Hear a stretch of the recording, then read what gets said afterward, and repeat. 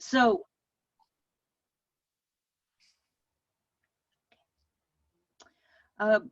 absences. Please, this portion of the class is being handled synchronously. Let me know if you cannot make it. I will be looking for your presence, for smiling faces every week. Otherwise, why am I just talking to a computer screen? So please, if you're not going to make it, I would really appreciate it if you'd let me know, okay? We'll make arrangements for homeworks, for exams, quizzes, things like that. All right, office hours. The goal this semester is office hours by appointment. We can spend probably days having office hours, but let's schedule some time. Let's start out by, let me know if you need to see me. Like I mentioned, I do have a day job. I do have other presentations. I'm not on campus in an office. I'm not available when I'm not teaching. So not always. Drop me a note, shoot me a message in Canvas now that I have access. My email address, we'll post that and make that available. Let me know if you need me. More than happy to help, more than happy to spend the time with you. And then STEM Center, I will be available in the STEM Center. We haven't worked that out just yet, but we're just getting started. We're going through the admin kind of stuff. We'll keep you posted on that as well. Like I mentioned, Canvas, that's just been a mess. Finally, I'm up and running. We'll get things posted. We'll get the syllabus out. We'll get the homework assignments, et cetera, okay? So thank you all for your patience. As long as we have patience with each other, not only the COVID, the fires, we'll get through the class as well, all right? So thank you for being here. Yeah, I wanted to add on just in regards to attendance and due dates. I posted a document today on the online, just outlining some general expectations. So similar to what Sarah said, please come to our synchronous portions. I understand that there might be issues with scheduling for work. I know that some people, due to being, working in the service industry, have very difficult hours to work around. So like, I understand that. Just shoot me an email before the class if you absolutely can't make it. But your presence is both appreciated, and I think it'll really enhance the class. So that's one point. Show up. If you're not going to show up, just shoot us an email. Not a problem. Again, I'm kind of saying the same thing twice. What Sarah said is communication, I think, is the key this quarter. Excuse me, semester. I'm at Davis, so quarters. And then the other thing is, as far as due dates, I think I just added a little provision in the general guidelines that you can just, you have a no questions asked, 2 assignments, you can turn them in 48 hours late. Just shoot me an email, say, hey, I'm going to be late 48 hours, no problem.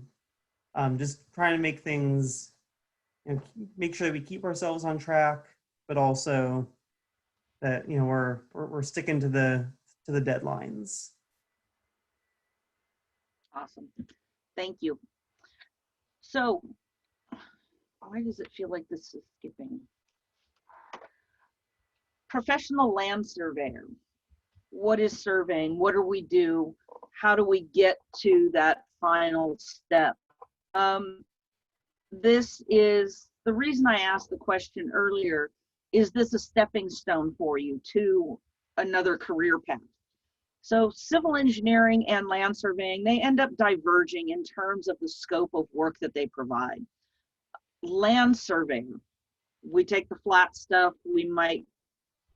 I say we a lot, but land surveyors, it's measurements, it's areas, it's volumes, right? It's measurements. When you get into the engineering side, you get into more design. Surveyors can help you work your way out of a design error or a design issue. I've had it happen on job sites where we've got problems with what the engineer put together. working with the land surveyor, working with the staking crew, we can then readjust and figure out where do we really need to be. If I've got curbs that are coming in like this and I need them to be like this, a surveyor will help me make those alignments with grades, elevations, and alignment. Okay. How do you get to be a professional land surveyor? There is additional education required past high school. Has to be from an approved university, approved education system. You have to have practical experience. You have to work as an intern, an apprentice coming up through the ranks. There are also exams that you must pass to show your knowledge and show your qualifications. Very, very similar to professional engineers. Okay. What do land surveyors do? Property boundaries, right? So a little example, bless his heart, my neighbor's an idiot, okay? I live out in Sacramento. Let me slide this over and you can see. So this is my area, this is my property. This is my neighbor. He is not smart. He had 2 burn piles out behind his house. It was a 90-degree day. He decided he'd get rid of the burn piles. Next thing you know, this entire area and all the way down here is on fire. Wow, it looks like there's a lot of smoke outside. This is kind of weird. I look out my bedroom window and I see that this fire is headed, so east, west, north, south, north, south. This fire is just making a beeline to the other side. Well, fortunately for the wind, the grass conditions, we got lucky. And what happened was we only lost a little bit of our corner of their fence. Well, in order to put it back and having unfriendly relationships with the neighbor behind us, we need to know exactly where that corner needs to go. Was it in the right place to begin with? How are we going to figure that out? How do we come up with where that corner needs to be? How do I know what's my property versus a neighbor's property? Land surveyors help us provide those maps, the education, the training. Being a licensed professional surveyor, they're held to an ethical standard. So going way, way back to the Code of Hammurabi, okay, the days of Babylon. You've heard of the theory, an eye for an eye.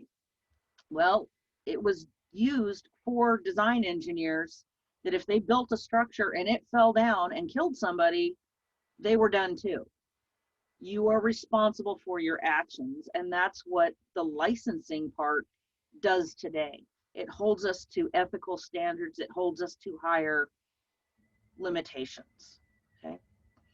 So that's a little bit about my brilliant neighbor and why you might need surveying, even on an everyday kind of situation. Parcel maps and legal descriptions. We didn't have Google Earth 20 years ago. We didn't have it 15 years ago.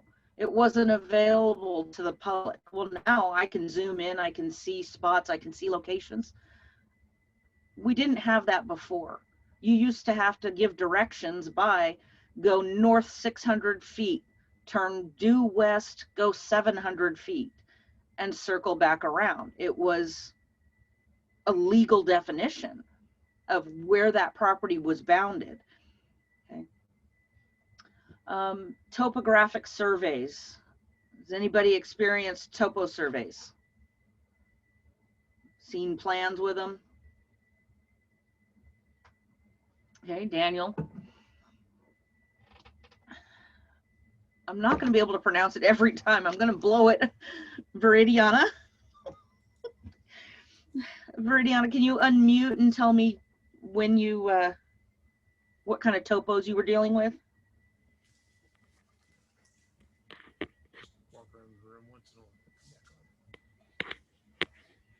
Daniel, Kenny? Somebody want to jump in? I also have. I wasn't on mic, but it's Max. And I don't know what kind of topography I was working with. They were just topo surfaces given to me in AutoCAD, and I've just had to like plan them out in like Revit and Lumion. But I actually wasn't sure that there were different kinds until you said that. That's the only reason I'm speaking up. All right. My familiarity with topographical maps was I was working with a laser cutting design company, and they were basically laser cutting topographical maps. So it was basically just creating like layered wood pieces of topographical maps. But that was the only exposure I had to that. Okay. So some of the things that we see from the topo maps, and I'm going to move this over,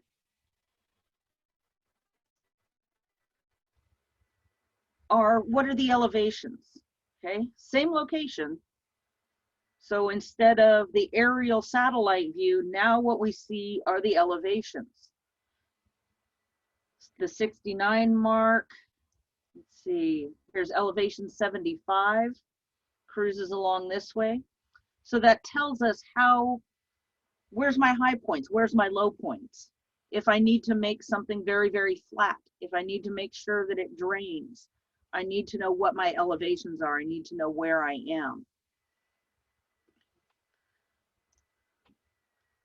So that's the same map, just without the arrangements.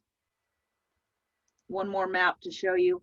So this is an online map. I went to the county of Sacramento and found what are the boundaries of my property.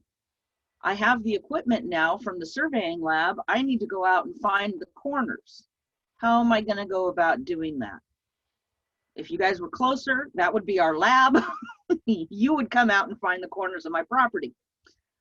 You know, practical applications. That's kind of what we're looking at. Where are things located? What kind of zoning do I have? All of this comes down to the accuracy of the surveys that we have to work with. All right, city or municipal surveys, construction surveys. Where do I put that manhole? Where is that curb supposed to go? Where does the building pad go? How do I make sure that it's high enough that when it rains, the water drains away from the building? Okay. Marine surveys. What do you guys think mine surveys are?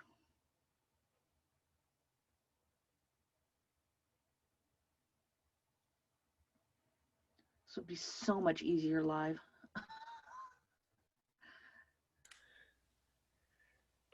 Anybody? Come on. That's to figure out where the tunnels are that you've just dug or where they used to be, and you might have to dig them. Absolutely. So if you go out through the Nevada backcountry, you're likely to see claim stakes. Mine surveys would be a part of that. How far have we gone? What have we found? What did we encounter? Is it still safe? Things that we need to know. Where are the holes? Photogrammetric surveys. We've done aerial photos, and many years ago, what they would do is they would take photos from 2 different angles from an airplane. And you would have to have a special set of glasses, a special viewer, in order to see that in 3 dimensions. It's really kind of interesting. Joanne still has the apparatus. She has some of the photos. It's really pretty neat to go and see how the earth comes to life that way. As-built surveys. Being in construction, I cannot tell you how important as-built surveys are. We can't always build what the engineer has given us. It doesn't always work out that way. We might have to move something a few feet in order to accommodate the spacing. Just because you have a 48-inch manhole doesn't mean you can set one 3 feet off of the center line of that original manhole. You need a lot more room than that. We might have to shift something out of the way. That's where we need to come back in and mark those locations. Another great example of as-built surveys. You've probably seen out driving around what happens when there's an overlay project. When we're doing road construction, we grind off the surface of the street, we come back and we pave it back. Then there's another operation where we have to raise the iron. We have to put the manhole lids back to elevation so that it's not a pothole, right? As-built surveys will do that. We go out and we mark the locations ahead of time, lower them down, pave over the top of it, dig out the little bit of asphalt that we need to remove, and bring those manholes back up to grade. The problem would be, once we pave over the top of it, if we didn't mark those down, we didn't survey them, we'd have no idea where they are. And I'll be honest, a lot of times we forget too. You might see that there's a bigger hole than expected to raise it, to get that manhole lid and cover back up to elevation, okay? So part of your assignment is going to be reading on the types of surveys, what we get from them, and what we're doing. This is killing me. Professional engineers, still having a basis and a background in surveying, having this class, but it's a much more extensive plan. It's in a much more extensive process. So certification, the engineering training certification, you have to have additional experience, way more than you would for your surveyor's license. More exams that need to be passed. The principles of engineering exam, there's the take-home portion. In California, because the earth moves a lot around here, you have to have the seismic portion and a surveying portion in order to be registered as a professional engineer in California. So kind of what I alluded to before is that the surveyor, we do a lot of the measurements, surveyors provide a lot of the measurements. The engineers then take that information, create the design from it. What do we need to do in order to accommodate this situation? Okay. Any questions? Okay. All right. Did anybody get my email that I sent out? Give me a thumbs up or something. Let me know if you got it. Okay. Well, Danielle, I didn't have you on my list. All right. So those that were on the original roster, there was a review, a trig and geometry review. It was, honestly, I started to look at it and went, okay. So we're going to go over that now. There's going to be a quiz. Our next session, our next meeting, not next week, the week after. So hopefully you've got a calculator, pencils, paper. We're going to start working through some problems, go through the review, and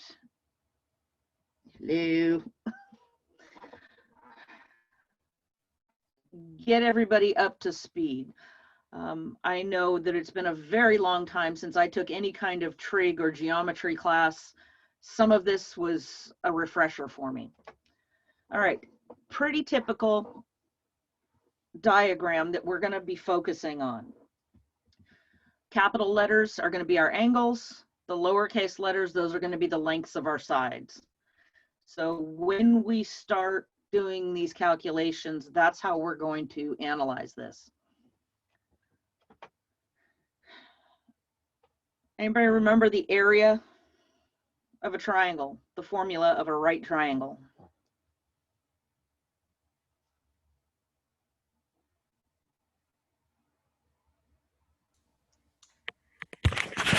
One half the base times the height. Absolutely. So this is my whiteboard over here, because I haven't figured out how to use the one in Skype yet. We'll get there. Any triangle, if we find the height of it perpendicular to one side, we have a height and we have a base. Okay, that is horrible. You can't see that. I'm gonna have to figure out how to use the whiteboard. All right, 1/2 base times height. You can just share screen and then click on the whiteboard option. Now you're getting technical on me. I'm I can't sorry. even get back there. I'm telling you, this is, all right, where is it? Where is it? New share, whiteboard. Oh God, now I'm gonna have to figure out how to draw this. All right. Oh, see, this is why I went into engineering, so I could use straight edges everywhere. All right, there's my triangle. It's too bad you're all muted, otherwise I'd be hearing all of you laugh, right?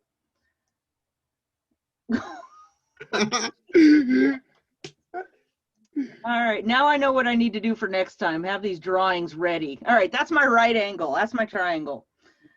Text. I'm going to put a height here. Come on. And I'm going to put a base here. Good Lord, this is ridiculous. All right.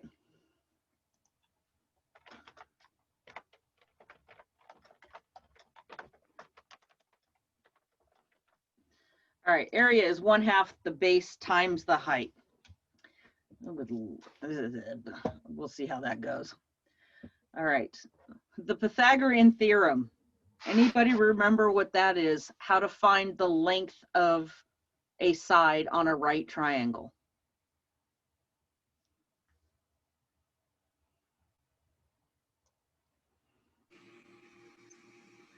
All right. Draw. Ooh, I can do straight lines. There we go.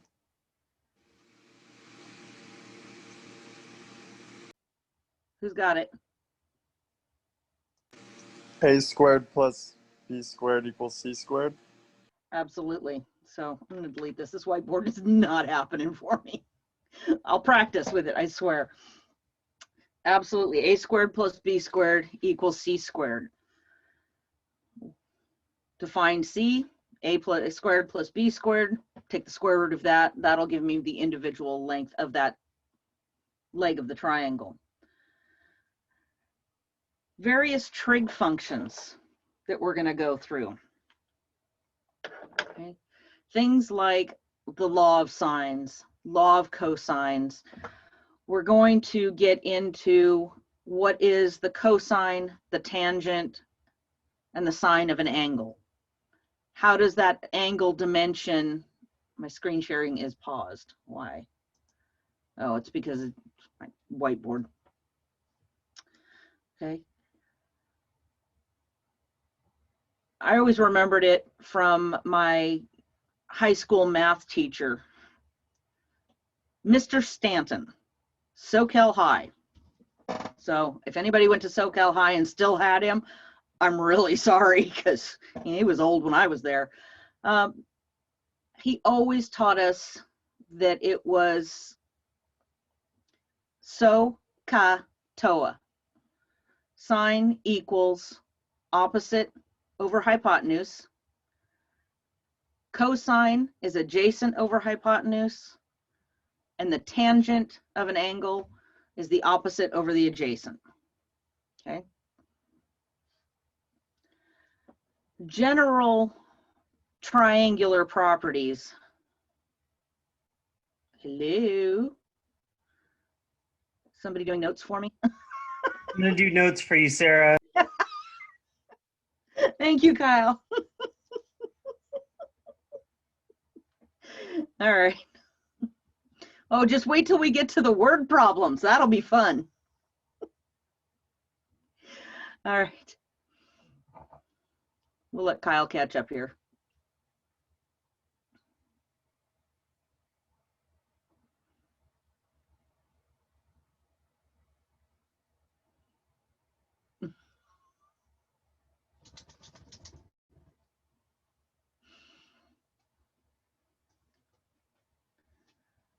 Awesome. Okay. So we'll let you keep going. So if we look at an angle, if we look at a triangle, if I were to add up, even on any triangle whatsoever, the total of all of the angular dimensions, what would I get? I got 3 angles. 360. Close. 180. 180. 180.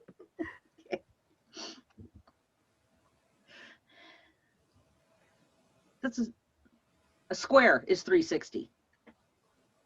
Okay. Kyle, you're pretty good with that pen. Nice. Oh, it's your pad, iPad. All right.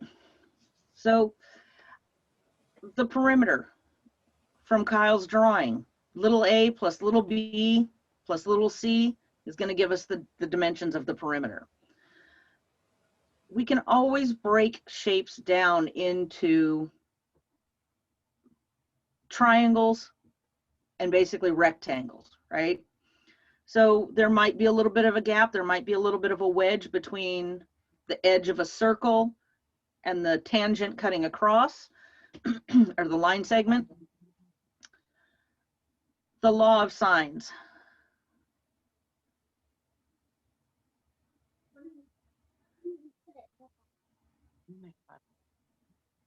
Let's see. Okay. Now he's putting Pythagorean theorem down. Equals. Law of sines, law of cosines. I'm not a mathematician. We could get way, way deep into this. Basically, what we need to know is the relationship. What is the formula? We're going to end up using those here. The law of sines tells us that the sine of an angle is proportionate to the opposite length for an entire triangle. Okay, so Kyle's writing it down for us.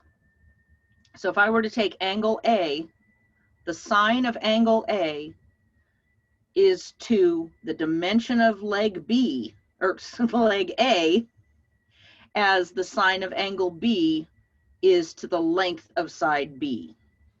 Okay, for all 3. So if we need to make any adjustments, if we need to make any calculations there, we have that as an option. Law of cosines. I'm going to cheat and look at my paper.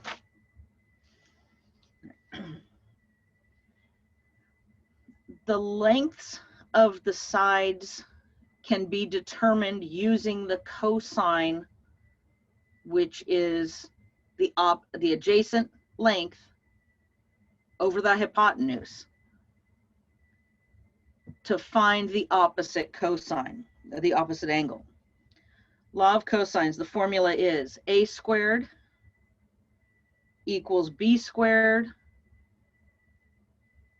plus c squared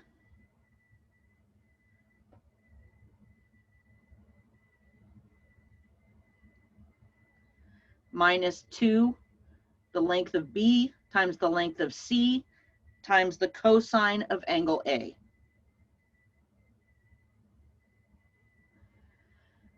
If you really want to dive in, I will go and research the math and we can present it next time. But I think pretty much what we're looking for is we have this formula based on our triangle. How do we figure out what might be missing? Okay. One thing I remember from all those math classes many, many moons ago is, what was it? Wow. All right. That was fun. As many variables as you have, you need that many equations in order to solve for any variable, right? If I have 2 variables, I have to have a minimum of 2 equations. Between the law of sines and law of cosines, the Pythagorean theorem, the area, we can pretty much come up with just about any calculation we need to figure out where are we in space, okay, in 2-dimensional space. So the area of a right triangle, base plus is 1/2 base times height.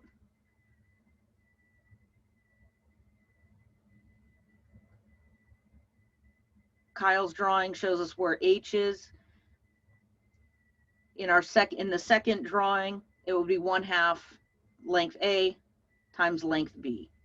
Okay.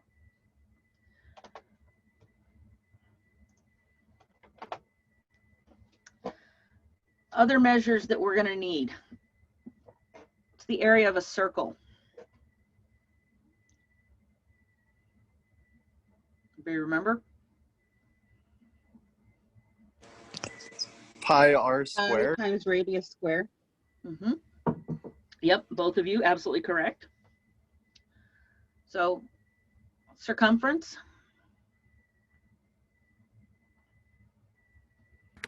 Two pi r. Yep.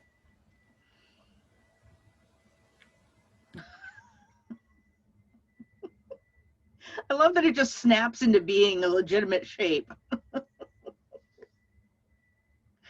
All right. I'm easily entertained this late. All right.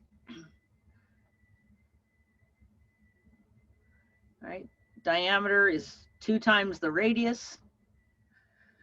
The total angles, the total dimension within a circle, 360 degrees. Similar triangles tells us that the proportions of one triangle, if they are symmetrical, will relate to the others. So we'll wait for Kyle to draw us a couple triangles.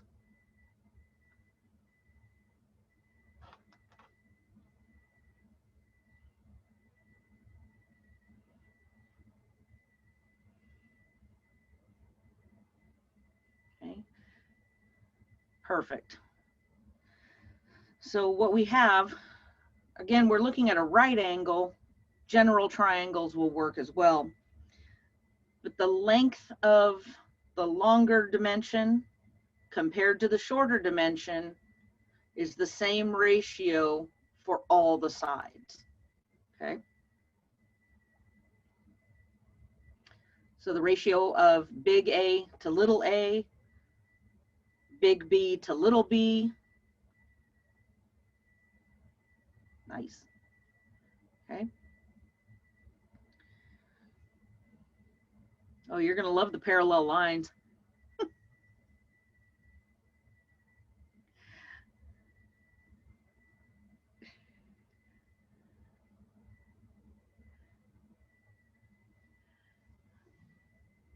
All right.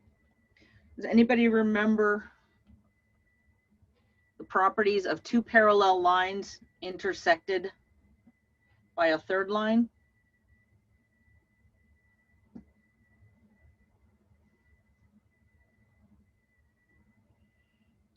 Okay. So if I have two parallel lines and I have another one intersecting it, the opposite interior angles are equal.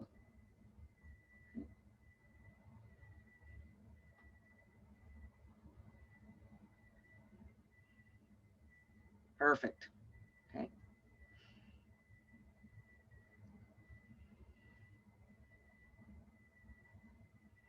So those two angles are equal, meaning that the other side of those, nice, switching colors, good job. Thank you, Kyle. Okay.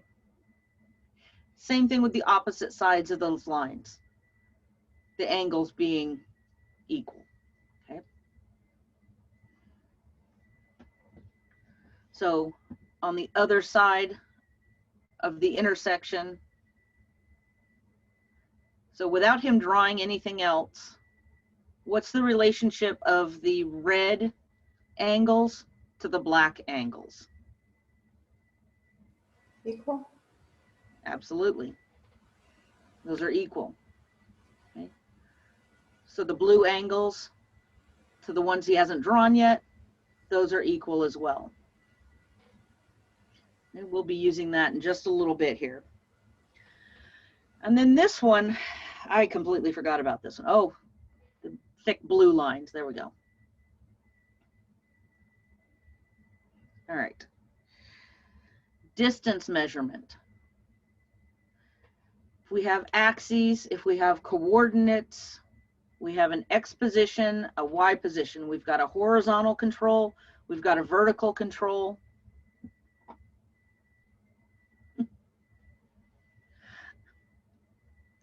So if we have those 2 points in space, we have point A, we have point B.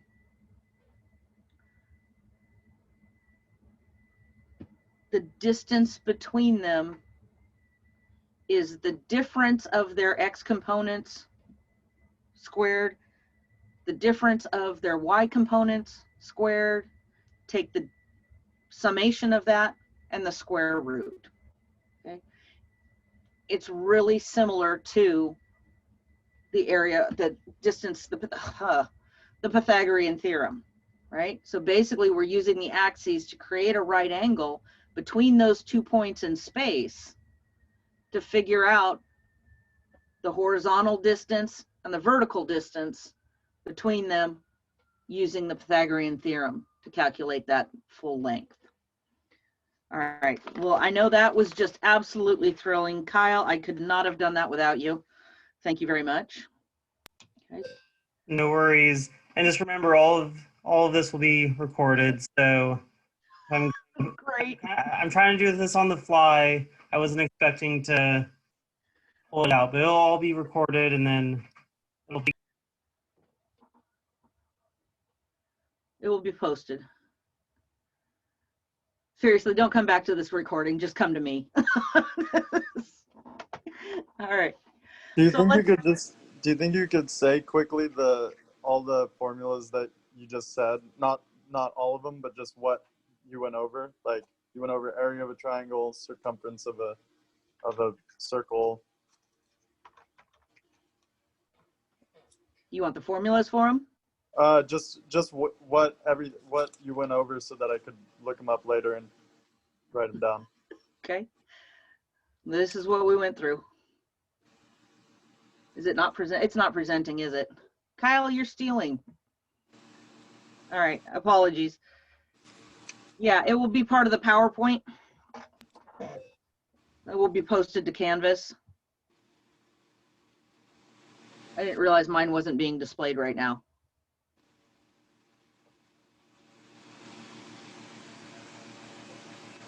All right, you should be able to zoom in now. Got it. Thank you.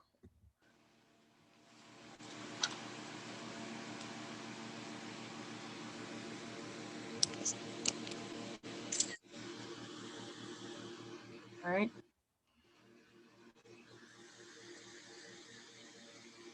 So that's what we covered on the other measurements. You get a screenshot? Yeah. Okay. And That's also, what we went through on the triangles. yeah, and this also is also on the Sarah sent to everyone, and also fun Mhm. fact. Oh, I'm not. Here's my lab book. Once you get a lab book, all of these equations. If you get the ELAN lab book, all of the equations are on the inside of the back cover. So. Cool. All right. So let's look at a problem here. Surveyor's 50 meters from the base of a building. He measures the angle to the top of the building, 35 degrees. Measures the angle to the top of the radio tower. It's 43 degrees. How tall is the tower? So not quite the right picture. We want to find this distance between the top of the roof and the top of the tower. Okay.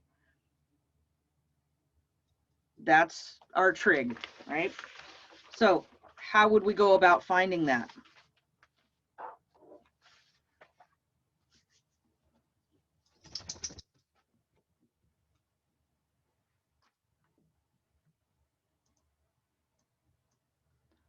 could say we could draw it out, but you guys don't like my drawing.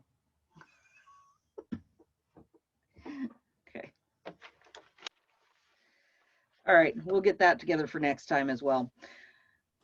What we want to look at is how would we find the height of the building itself? You could measure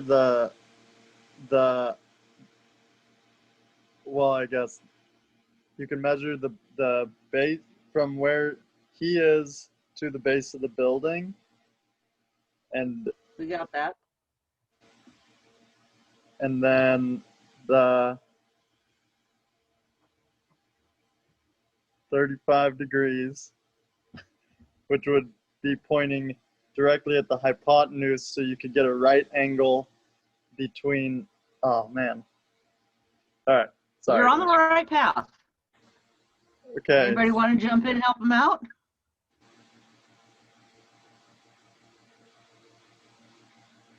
Okay. Yeah, sure. So I've been drawing it out. So basically what I did was I created a triangle, and as he said before, there's a building. He's standing 50 feet out, so that's the bottom, and I'm gonna label that B as side B. And then I went and drew just a hypothetical A side for the building, for the height of the building, and then drew the hypotenuse between the two. And now the 35 degrees that he was talking about, the 90 degrees is going to be opposite from the hypotenuse, and the 35 degrees is going to be opposite from the building because he's looking up at it. All right. Let's see if I can make this work.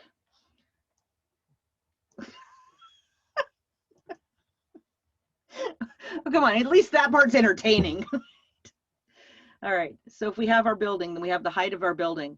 So from point A down to point B, we are 50 meters away. So our dimension here, this angle,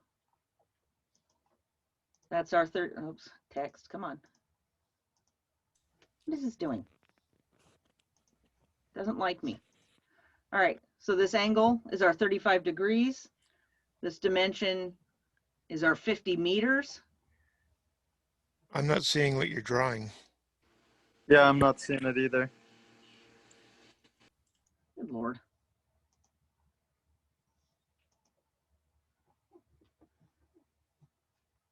Are you seeing it? There we go. Good Lord. Oh, this has been fun.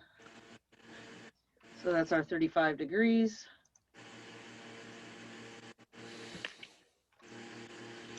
$50 meters. What formula would we use? The We would use- tangent of 35 degrees is the height of the building over 50 meters. Absolutely.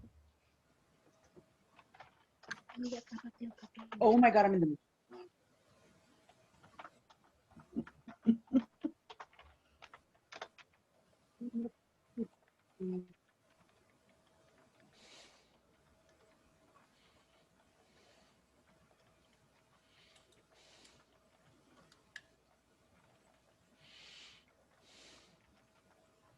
Okay.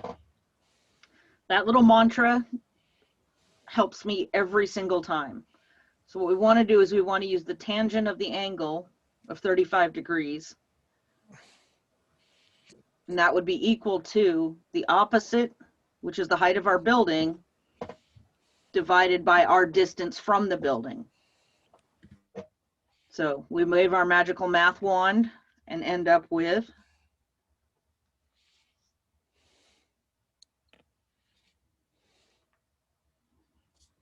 I use my phone still, not bad. So what our formula for this would be is that our opposite is equal to our adjacent, our distance from the building, times the tangent of 35.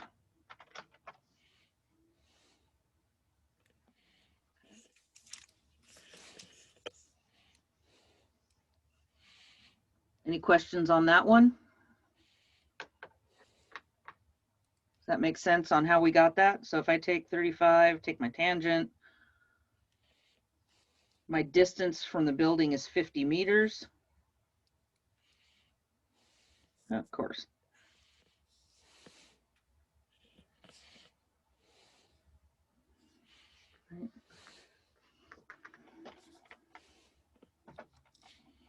Gives me the height of my building, 35 feet.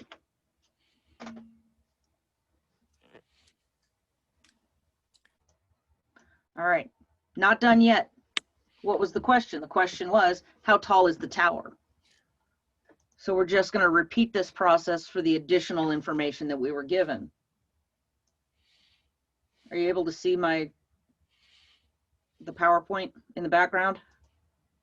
No? Oh,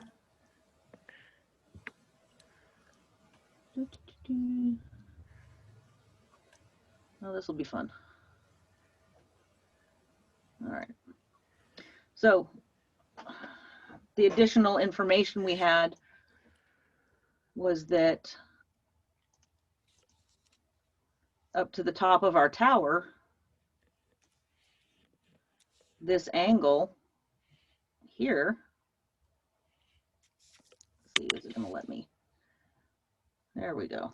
Kind of, sort of, right?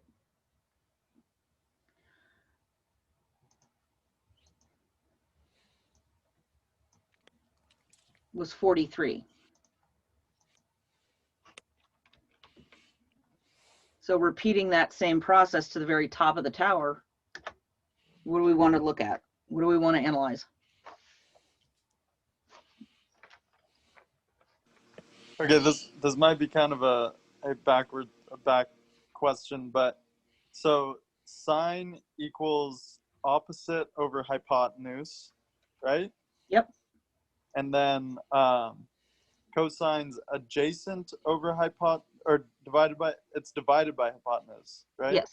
Yes. Okay, so what adjacent is the angle that's closest to the hypotenuse?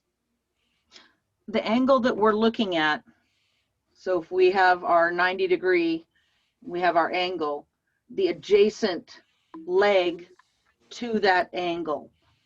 Okay, so the one that's sticking up perpendicular to it, or? That's going to be the opposite. Okay. The one opposite the angle that we're measured. And then the adjacent is going to be the one forming that right angle to it. Okay. Okay. Hypotenuse is the leg between. So let me see if I can do this. There's our hypotenuse. There's our adjacent.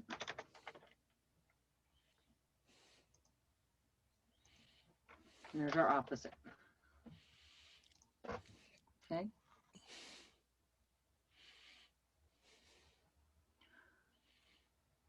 So in order to find this height here, how are we going to do that?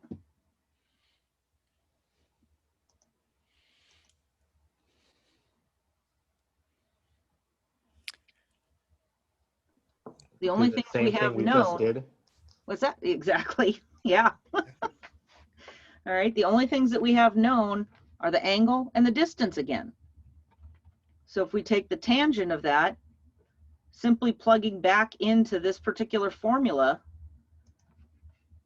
our opposite, which is going to be the height of the tower plus the building,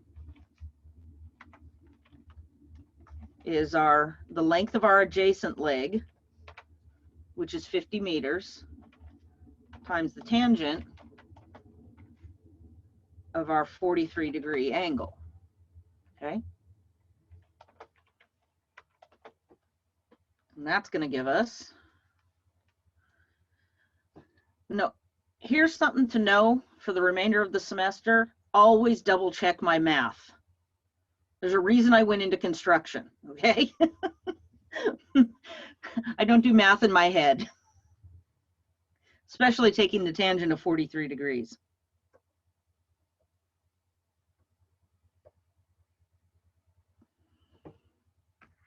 Anybody get an answer?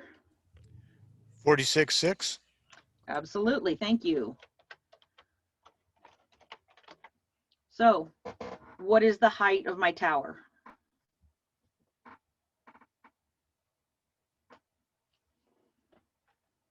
$11 meters. Absolutely. It's just the difference between the height of the building, the overall height of the tower plus the building. That gives us our 11 feet or 11.6 meters. Okay.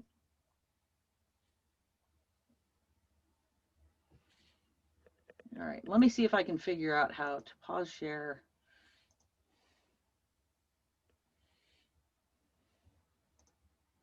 Let's go screen 2 and see if that works. All right.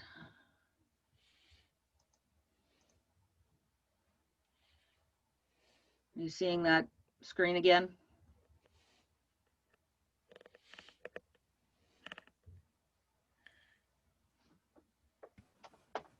Yes.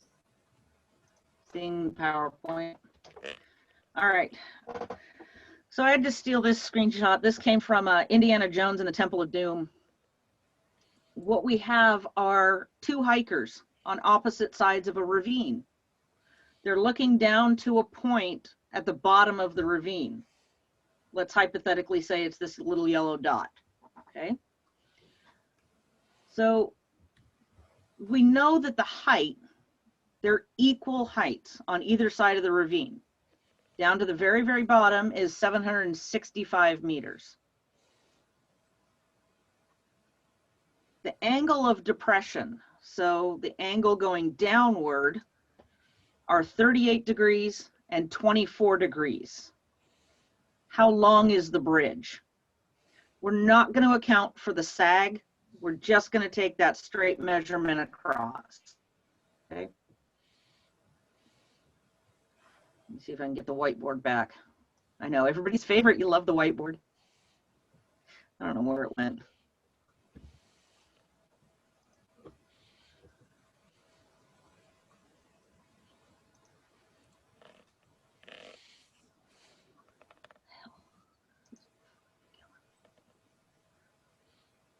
I don't know where the whiteboard went.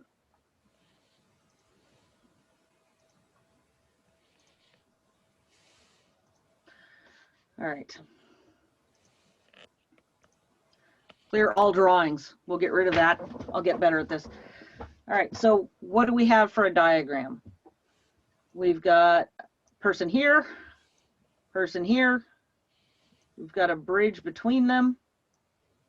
We've got a point down at the bottom. And we need to figure out how far they are from each other. What do we know? They're 765 feet up or meters up? Meters. So that distance there is 765. I'll put the M so we stay consistent. Okay. What else do we know?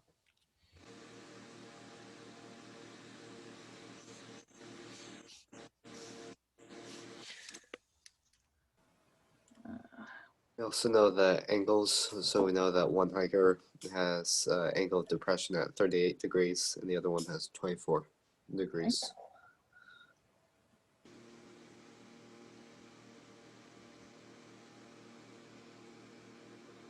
So this one here, we're going to say that is our 38 degrees. Oops. Helps if you put your fingers on the right keys. All right. This dimension here, we're going to say that that angle is 24 degrees. All right. So what do we want to look at next? We need to find X, my super rough looking X up there. So yeah, so what we want to do next, we can see that the 765 meters, that line cut through, that actually cuts the triangle into two. So you can actually split the triangle into two. So I'd prefer to work on the one with the 38 degrees. and work on that little length right there, and then move on to 24 degrees, and then we can add those two together to get the total length. Okay, so let me see if I can get this to work here for me. Come on. So we'll say that this blue line here, what do you want to call that? How do we want to identify it?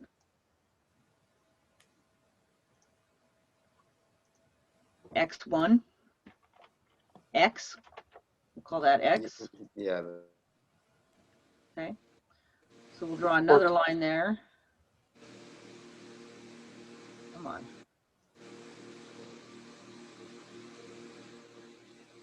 This dimension here, Y. So how do we find those two values?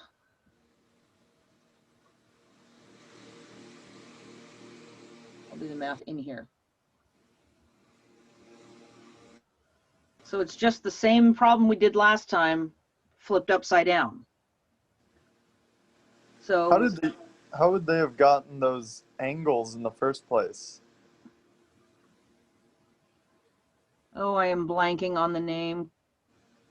You can just use a modified protractor even. But yeah, we would use like a theodolite in lab, and we'll kind of see how we do that. Like a laser pointer with a protractor or something? Yeah, you could do it with a laser Yeah, pointer that could work. protractor, or you can even just use a plumb bob and a protractor. Cool. Yeah, but we'll get into like the specific measuring tools and techniques in a couple weeks. Does that help, Daniel? Okay. So what's the formula to calculate this one? Would it be the 765 divided by the tangent of 38? The opposite over adjacent. So X is going to equal tangent of 38 divided by the 765, right? I Other thought it way would be around. reversed. Yeah, other way. Told you, always check my math. Yeah, you're right. I'm sorry. All right. Anybody got a calculator? Check my number.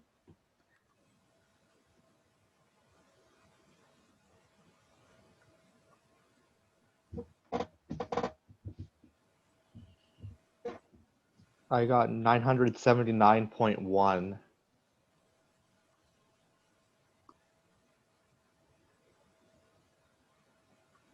I got that as well.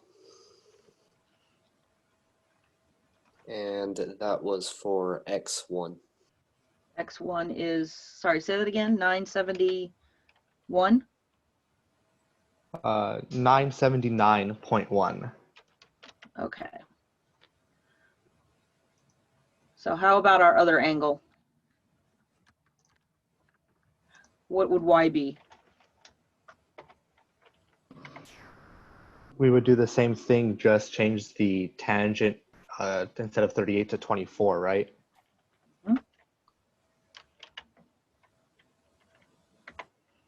Okay, what do we get there?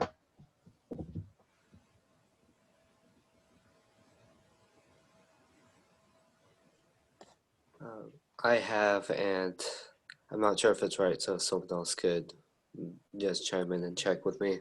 1,718.2 meters. That's what that I one? got. Okay. All right. So that means, what's big X?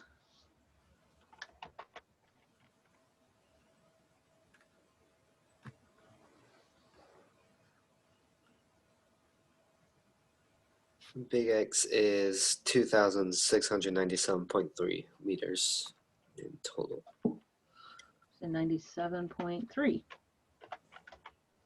Okay.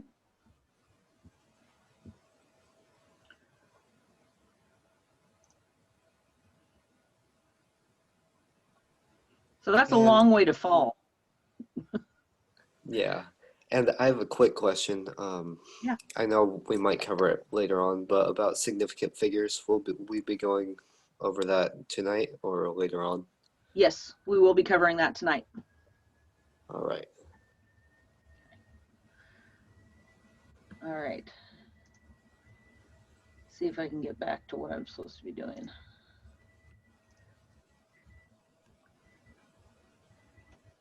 Keep me posted on what you're seeing. Are you seeing the Yosemite now? Yeah. What the hell? Who said yeah? Because I'm seeing some people shake their head no. I got a thumbs up. Olga, are you good? You seeing it now?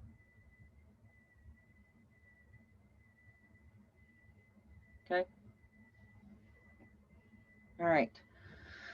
So we're standing on a bridge. We're half a mile away from the falls. We have the angles to the top and the bottom of the upper segment of Yosemite Falls. So what we're being asked is how tall is the overall, all three segments of the falls? How would we want to figure that out?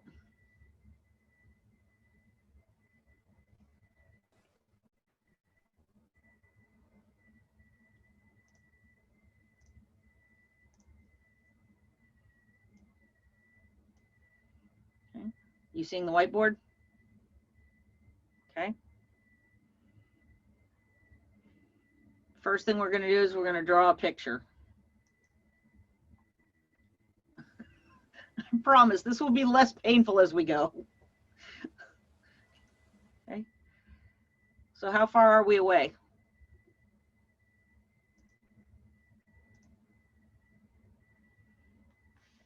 Half a mile. Okay. And we will be covering conversions, but does anybody know off the top of their head how many feet per mile? How would we convert this? 5,280. Yep.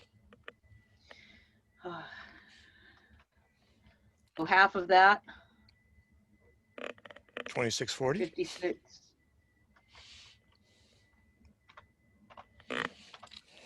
$26.40. All right.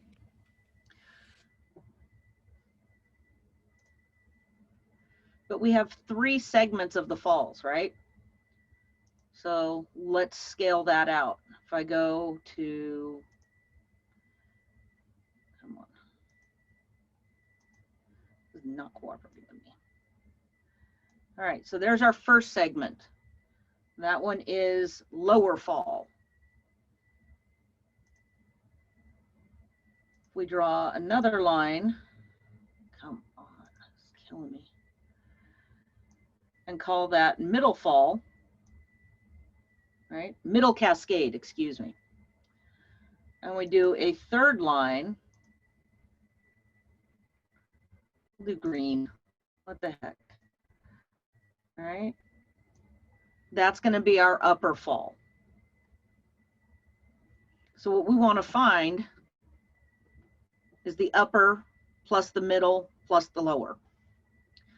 So what we're looking for overall is going to be, come on.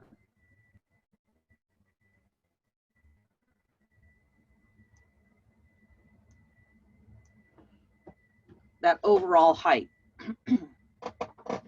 What do we know about those angles?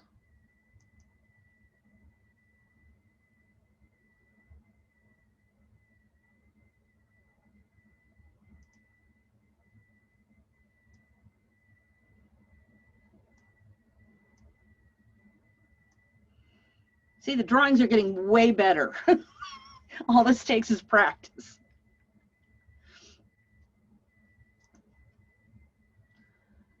All right. So to the very top, we had 44.72.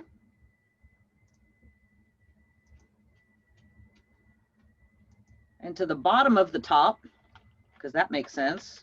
2381. Okay. Ah.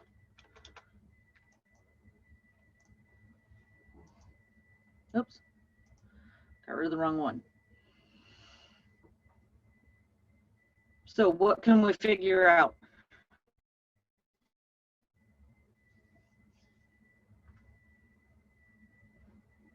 We've got angles and we've got one side.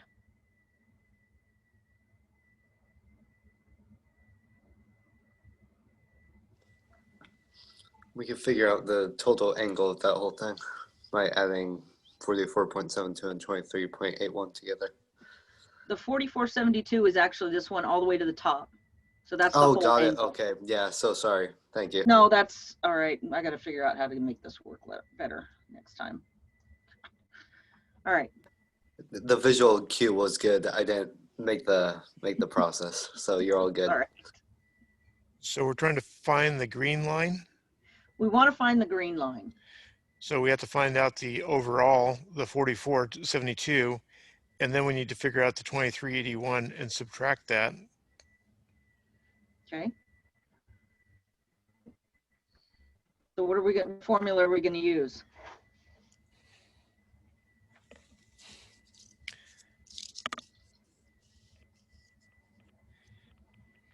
Sine, cosine, tangent, Pythagorean theorem. Pythagorean theorem. Are those the hypotenuses, the 44 and 23? Those are the angles. Those are the angles. Okay, never mind. Not Pythagorean. I'm afraid of the freehand drawing tool again. Yeah. I failed art class. Actually, I screwed up graphics the first time I took it. So pre-AutoCAD, by the way. So to answer your question, we'd be using tangent because of the two sides. There are two lengths. We're not looking at the hypotenuse at all. And Absolutely. to find the angle for that, we, as mentioned before, would be 44.72 minus 23.81. So. But we don't end up with a right angle there. So if I take this difference here for what this little dimension is, that angle, it's not a right angle. So I can't use that formula. Right, I see. Yeah. For Okay. the overall height of it, it would just be the tangent of 44.72 times the 2,640.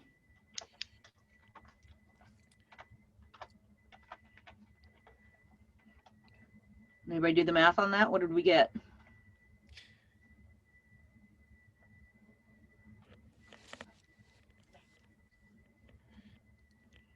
I was doing it a slightly different way. I was taking the tangent of 4472 minus the tangent of 2381 and then multiplying it by the 2640.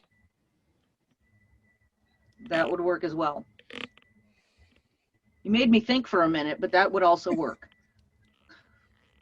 Don't do that. Don't make me think. All right. So let's go ahead and do this the hard way. Okay. You bring math into this. Stop it, Kenny. What would my number be here if I follow this formula?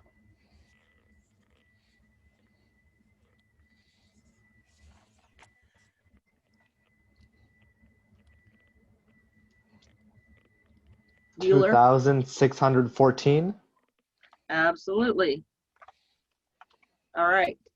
So same exact process to find the red plus blue segment, right? So my tangent of 2381 times 2640 is 1164.9, okay. 1165. Yeah. All right. 1165. So my green, actually, let me just say upper, is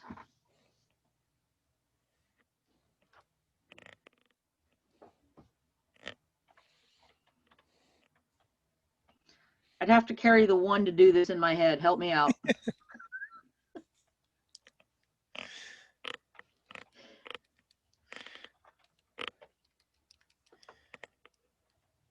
1449.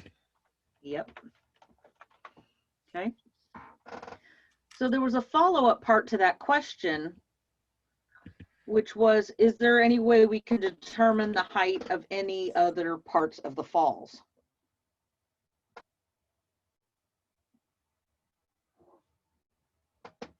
We did that. Sorry. What we were looking for was the overall height of all 3. By finding the lower triangle, we were able to find just the green segment.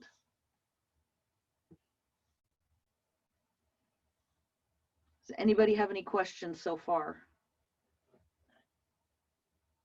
We've looked at tangents quite a bit.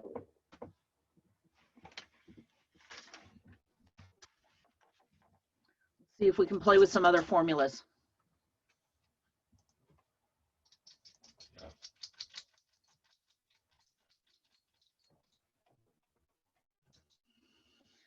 Oh, this one's going to be fun. All right. So what we have are 2 airplanes. Let's say we've got A and B. A is at a 23,000 foot elevation. B is at an 18,000 foot elevation.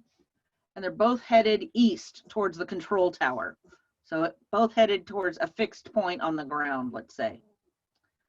So the elevation up to airplane A is 4 degrees. The elevation up to the angle of elevation is 2.5 degrees. So what we want to figure out is how far apart are the airplanes. So this picture is going to get a little bit ugly. But what I'm going to do here, actually back up a bit.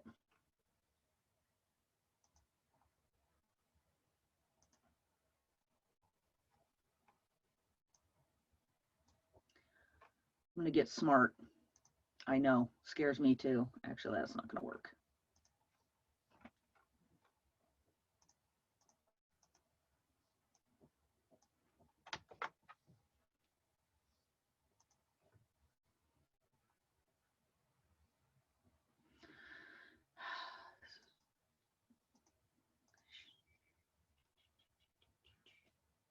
Uh-oh, I've lost everything.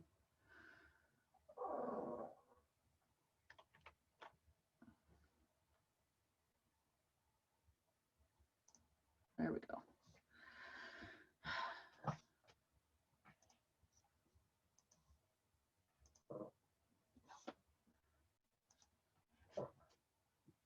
All right. So we're going to clear all the drawings here for now. I'm going to put in some text. See if this will, there we go. I can be taught to sometimes. All right, so we want to figure out how far apart they are. What's the distance? So let's put a little bit of a sample together here. Give us a couple dots. So we've got airplane A, and we've got airplane B, right? We have airplane B was how far to the ground?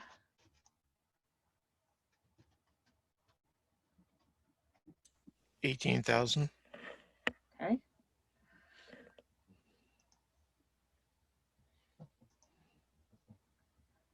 How far was B or A? Let's see, which is which? This is A, red is A.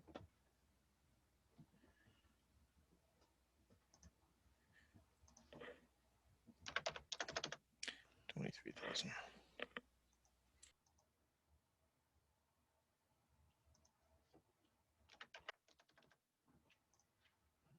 All right.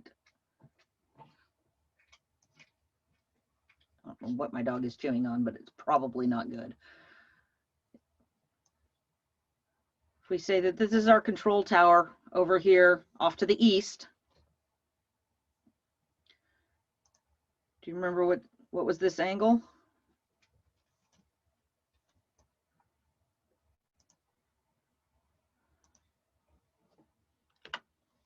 4 degrees. 4 degrees. Let me put in the horizontal, make it easier on us. We're going to make a major assumption that these lines intersect. Okay, so that's our 4-degree angle.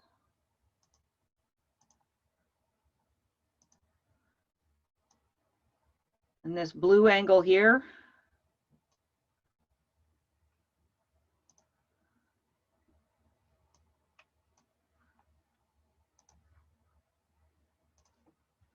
.5.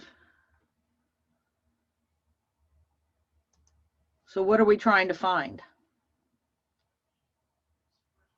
I know we thought we were done with word problems many, many moons ago. Not so much. The difference in x coordinates. And the y coordinates to give us that angle, to give us that dimension, okay? So what we're looking for again is the green line. What's the value of the green line? So we need to come up with coordinates for plane A and plane B. How do we want to go about doing that? Where should we begin? For x's, we use the tangent. Okay. And for the long ones, it's the sine. So we'll call this B.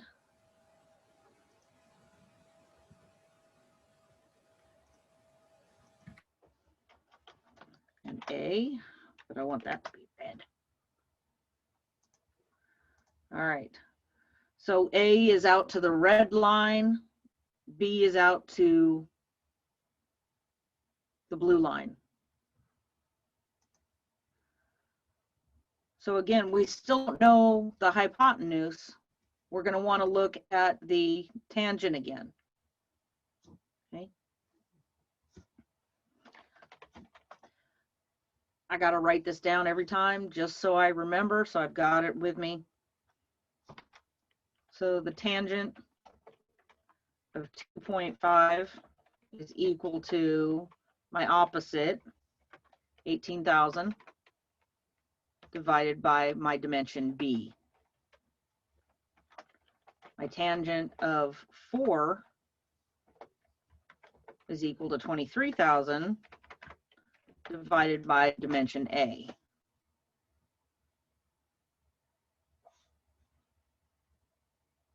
With me? Yes. Okay. Anybody run the math?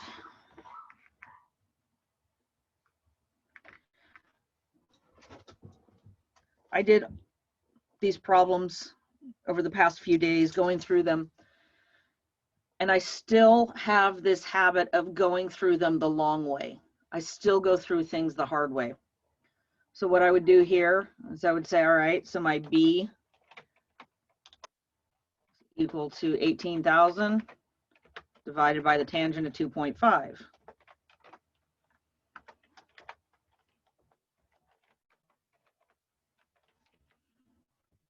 Seriously, because I struggle. Tangent of 2.5 is 0.04366. Okay.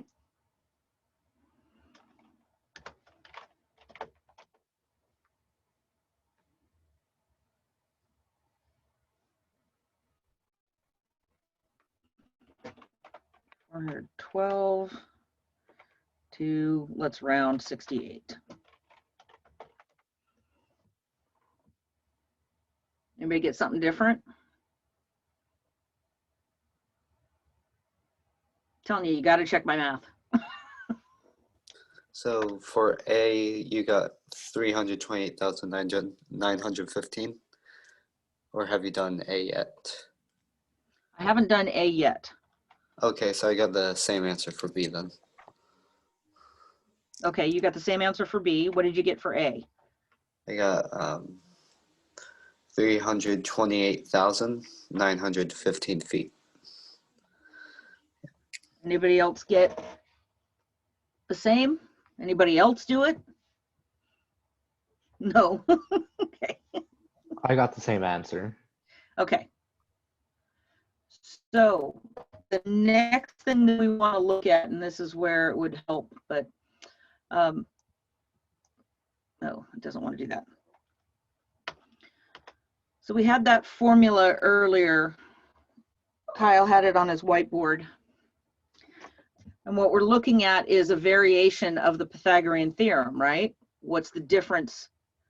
But if we make these two into a right angle, what is the value of the green line? So what is the difference in my height between my two planes, and what is the difference in my distance of my two planes?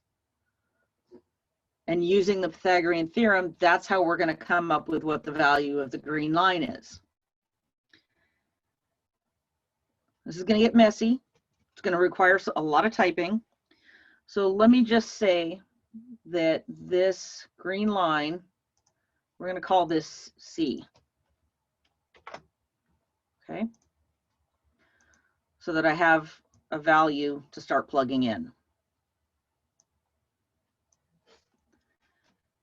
Pythagorean theorem was A, this is going to suck, squared plus B squared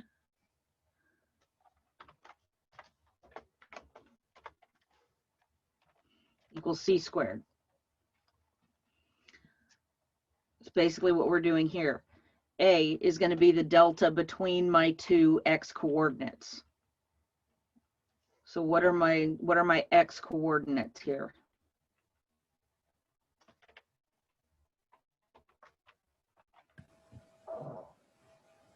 It's 412, It's going to be 268 minus 328, 915. say that again. You had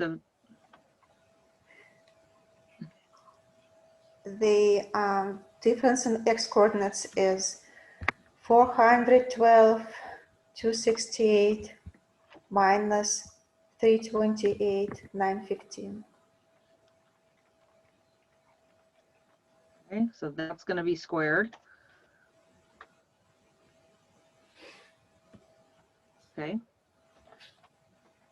Plus, what's my B values? What's my difference in height and altitude? Didn't get to that part yet. Okay. Same formula. We're going to take the same component of the y coordinate and take the difference, right? So my y component for 412,000 feet was 18,000. Actually, it really doesn't matter because once you square it, it comes out positive. Minus 23,000 and square that. And I'll just say that equals C squared because there's no way I can do a square root with my keyboard. Okay. No.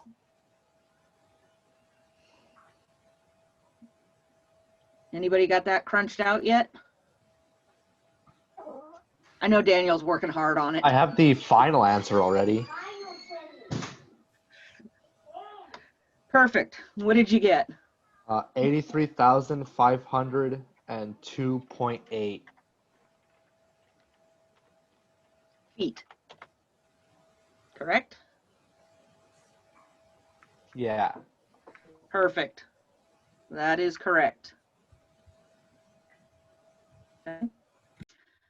So what did you do after you came up with C? You took the square root of that, came up Yeah. with your distance, right? Yeah. Okay. And then now we have to convert that to miles, right? Yes.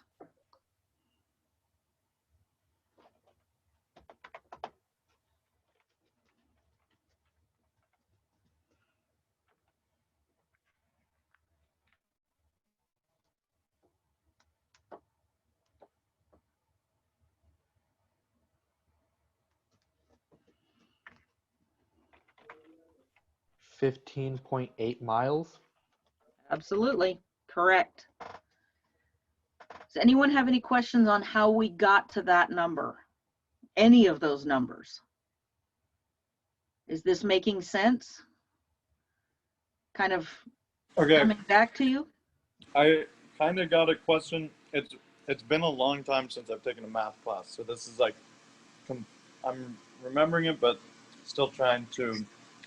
All right? So tangent, cosine, and sine, are those actual formulas or numbers, or are they just the button on the calculator?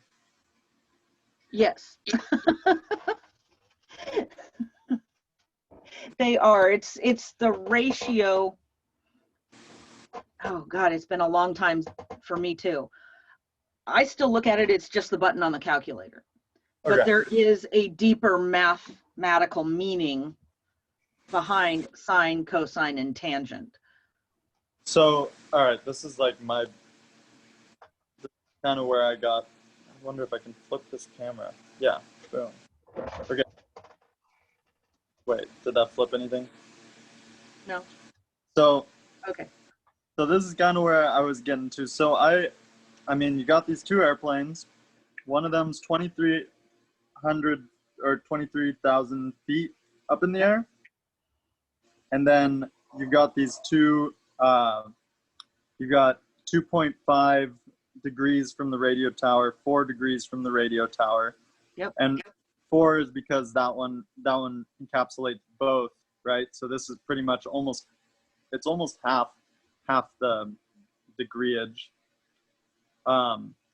So then to get the tangent, to get this, that was the first one that we worked on?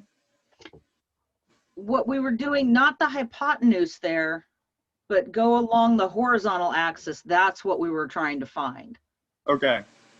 And so you started with a tangent of some sort, right? Or The tangent of an angle is equal to the ratio of the opposite leg of the triangle so this one divided by the adjacent, correct. divided by the adjacent, which would be this one, Would be the distance, that distance. yes. So it would be this number divided by this number. So how did you guys get this number? So by this formula, so you're looking at plane A, which is the higher one, right? It's a 23,000 foot Yeah. elevation. Mm-hmm. So what we did was we said, okay, the tangent of that angle, the angle of 4 degrees, 4.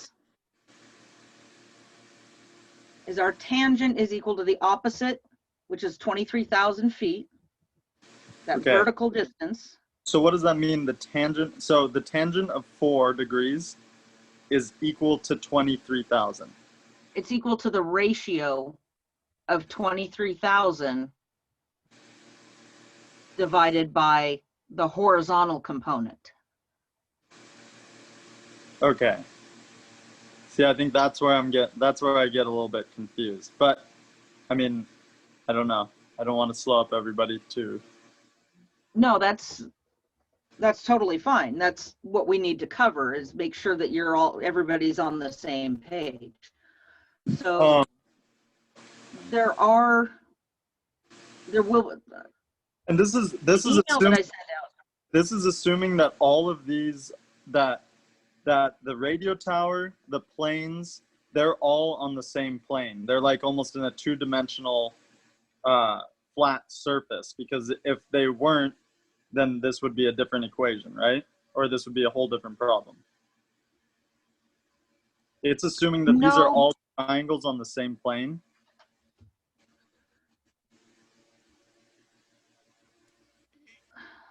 It says that both planes are flying east, so that would mean that they're both actually, as far as your which way they're heading towards the airport is the same direction. They're on the same flight path at two different elevations. Okay, so they're on the same flight path. Yeah, both are flying east, so that means both of them are at 90 degrees. So we don't need to worry that one's coming from the south and one's coming from the north. Okay. That makes sense.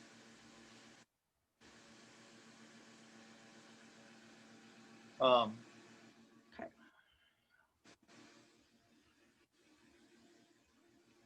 Does that help?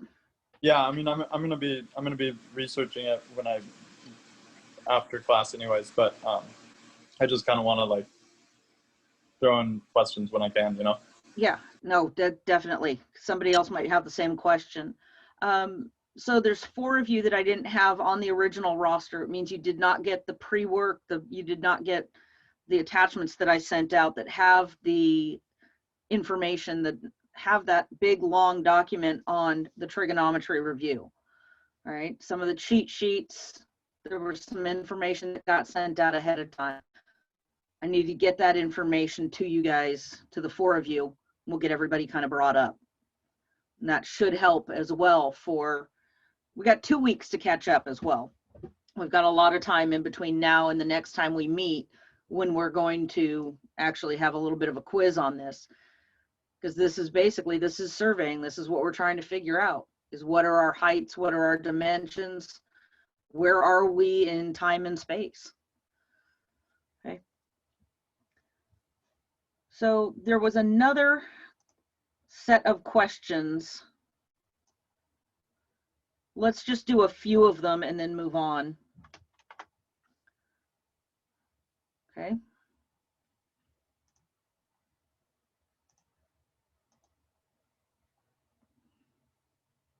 Anybody want a screenshot of that while we're at it?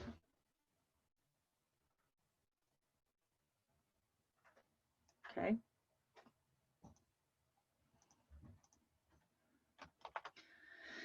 So what we want to do is go back to our original assumption, not assumption, but our original drawing of our triangle, right? What we had was our sides were lowercase a's, b's, and c's. Our angles were A, B, and C, capital. Given that information, we want to find out the rest of the information about these triangles. So if we have the length of 2 of the sides and 1 of the angles, what are the other 2 angles and what is the length of the other side? Okay.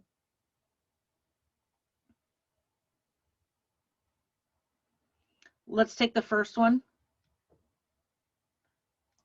So we have 2 lengths, 75.1, 775.6, and an angle of 51.85. Let me switch back over here and steal this picture. What to do?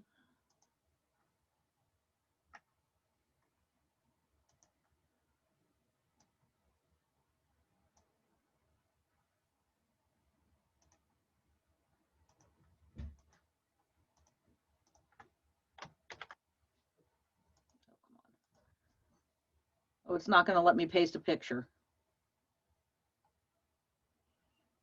All right.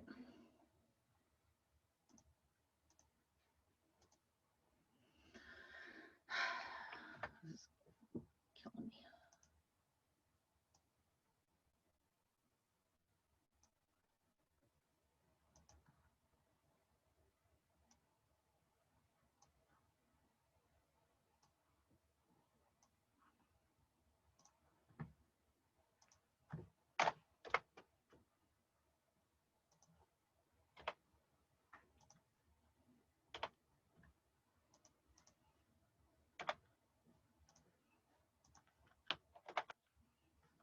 Oops.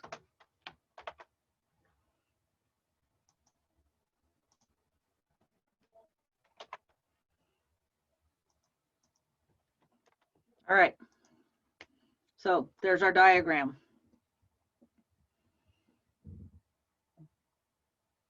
What formulas do we want to start with? Where should we begin?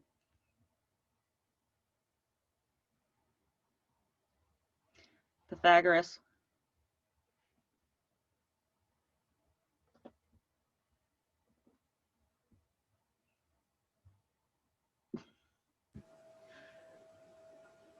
Let's go ahead and find the length of side A first. Pythagorean theorem, right? A squared plus B squared equals C squared, right?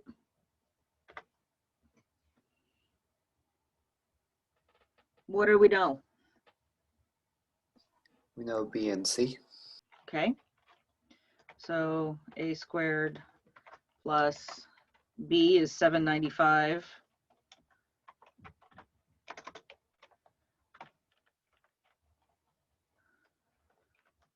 Squared equals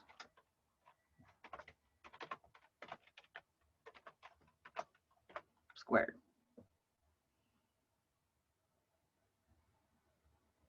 While I'm typing that out, did anybody solve for A?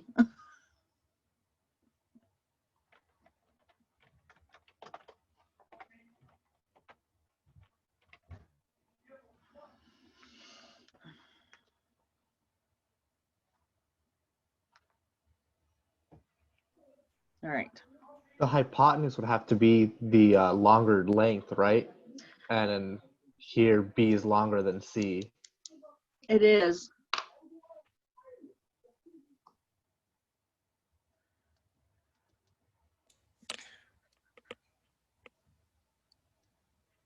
Hang on a second.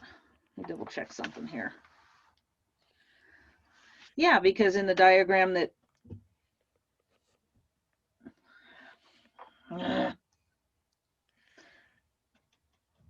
let's hang on to that. Hold up.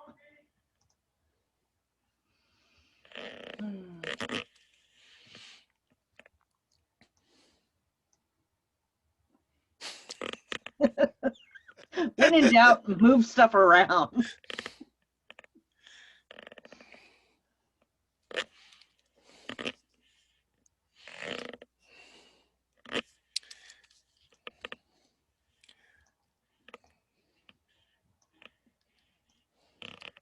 Ugh.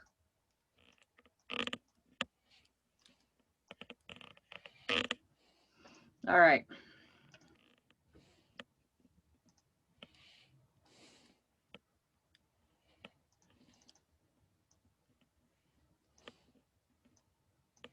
Come on.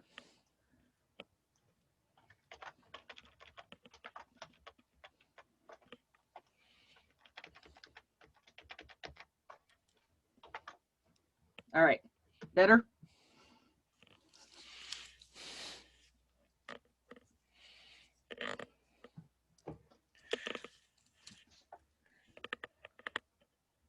$175. What's that? 175.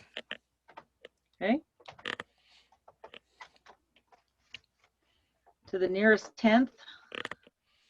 175.0. Was that A squared or just A? Oh, that was the square root of, that was A. Sorry. Okay. A squared was 30628.65. 3028.65. Yes. You're missing a 6 there. 30628. All right. Okay. Everybody following Pythagoras on that one? Okay. So that's the other side. Now let's find the angles. Create another text box here. What were our formulas for sine, cosine, and tangent? What was our mantra? SOHCAHTOA.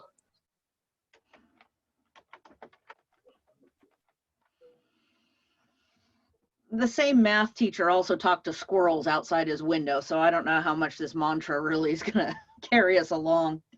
Hey, Tesla talked to pigeons. Well, good for Tesla. All right, so using those formulas, what angle do we know? Well, now that is not making sense to me.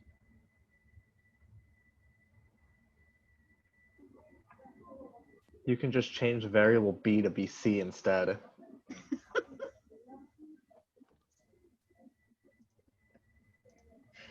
Oh, God. Oh, hell, I give.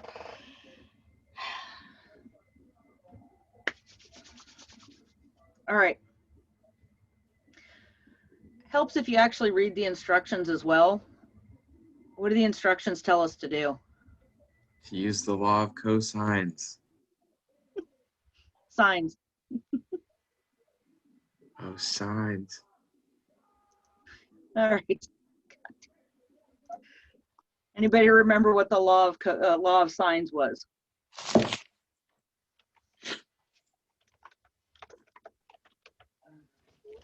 Opposite over, oh no.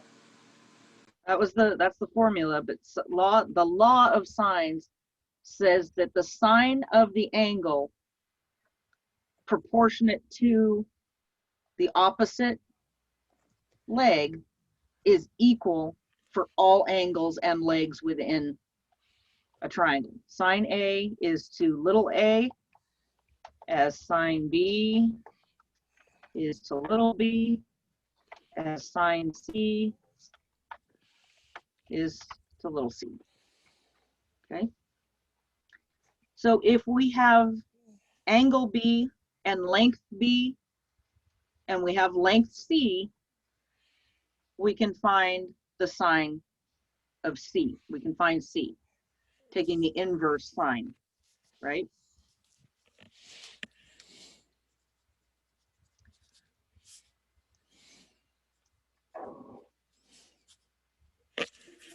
If we're dealing with right triangles, can't we already find all the angles without using any of this though?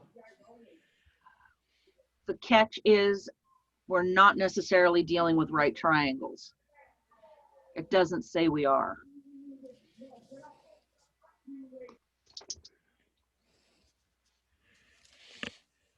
So that's where we would need to use the law of sines to find this information, because we don't necessarily have a right angle. So remember, we see B is 51 degrees. So what that would be,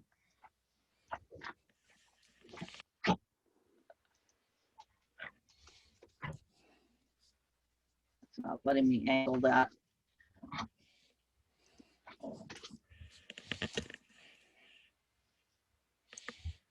It's probably more like that. Okay.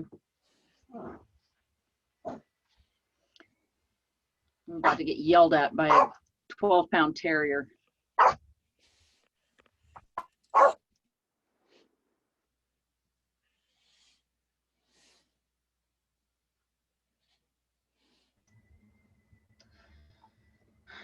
£12, but she's the boss.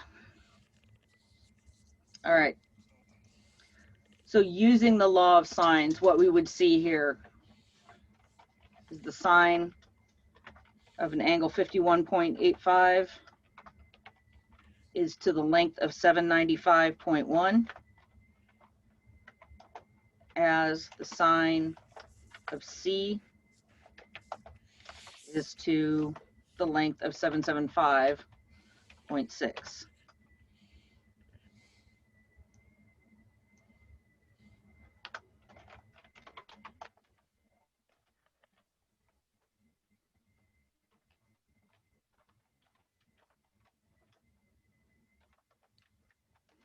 This is where copy and paste comes in handy. Okay. Following?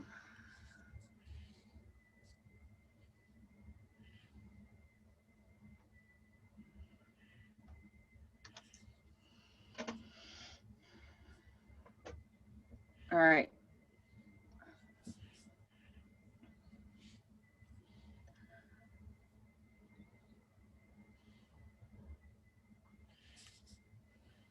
So I got 0.767 equals sine C, approximately. You said 0.767? Yep, and then I take the inverse sine because we want to find angle C. Yes. and I ended up getting approximately 50.1 degrees. You round down and just have 50 degrees. I think that works better. Okay, so if we say it's 51 degrees, based on the summation of all angles within a triangle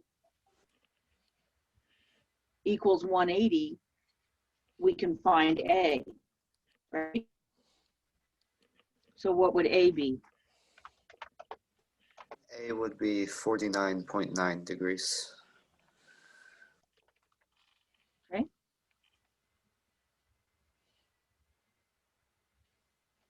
Would it?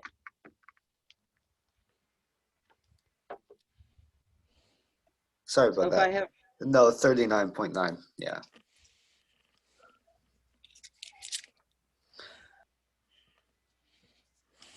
mm-mm.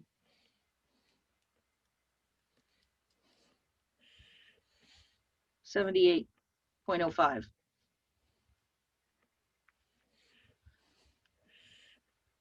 So I know one of my angles is 51.85. We just found out that the other one of the other angles is 50.1. And all of the angles in a triangle add up to be what number? 180. 180 degrees. Okay. So if I take my 101.95 and subtract 180 degrees because I'm lazy on my calculator, the absolute value of that is 78.05. So that's what A is going to be. Does that make sense? Yeah, that makes sense. Thanks. Okay. No, thank you. You're doing the math. I appreciate that. It's much easier to double check somebody's than to do your own. All right. From there, how would we find the length of side A?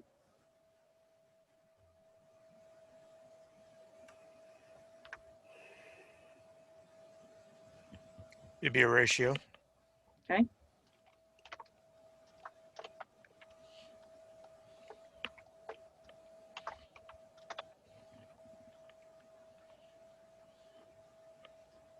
Same thing we did before. We could actually take the sine of C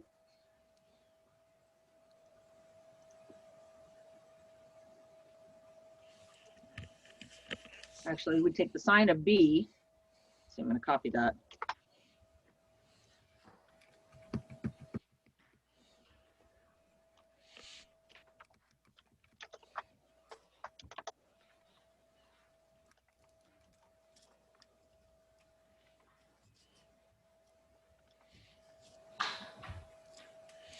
That look right?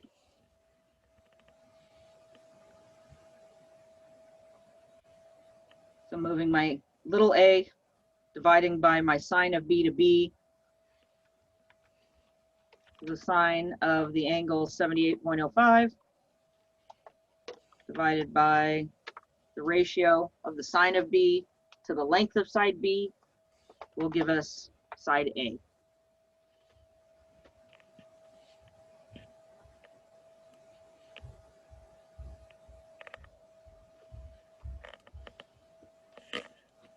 Okay, anybody come up with an answer?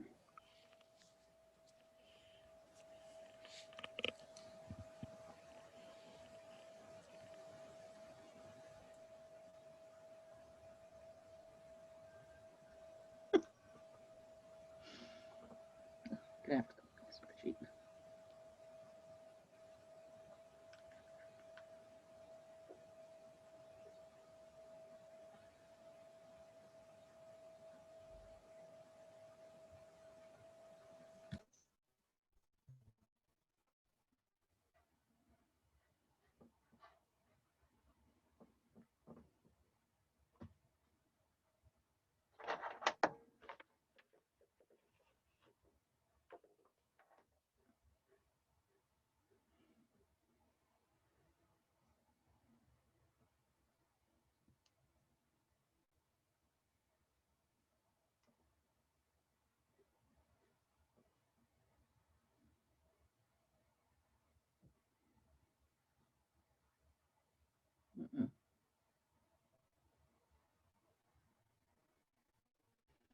No, I'm coming up with something wrong.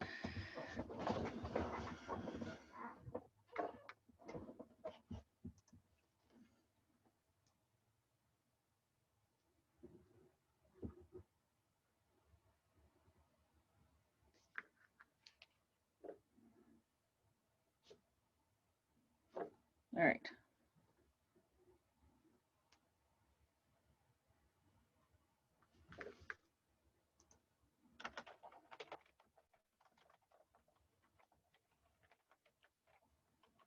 When in doubt, break it down into smaller, more manageable pieces.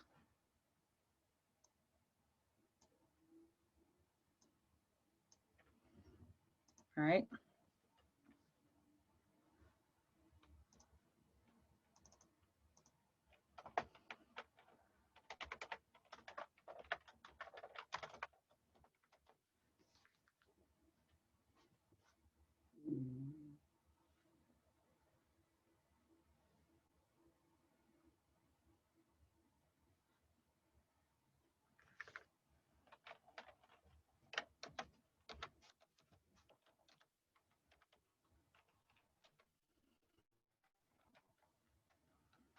Now if we plug that back into the formula,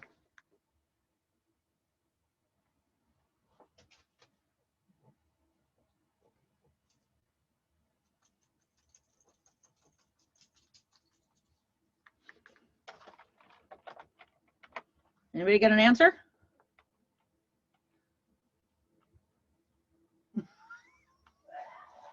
All right, fine. We'll trust my numbers.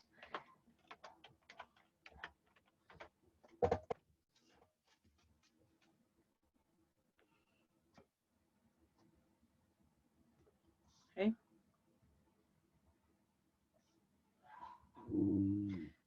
Questions on what we just did? Not the cleanest presentation, not the smoothest. But law of sines just says that the sine of an angle and its opposite length is equal to the sine of another angle and its opposite length, and the sine of the third angle and its opposite length, regardless of whether it's a right triangle or not. Okay.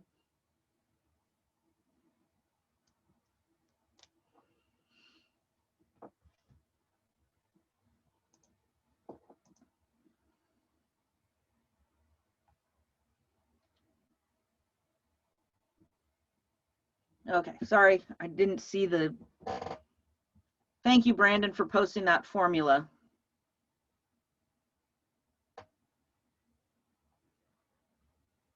All right, awesome. Thank you guys for helping each other out there. All right, let's go back to the presentation somewhere.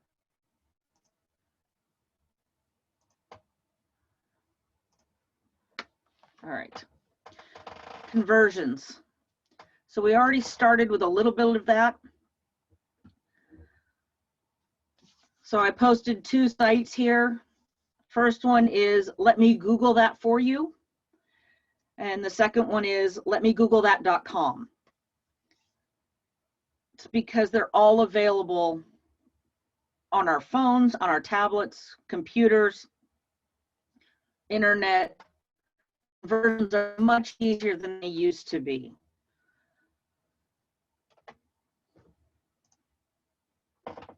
However, having a little cheat sheet does come in handy. A little something is just a reminder if you have to do a quick analysis, you have to do a quick conversion, at least you've got something there.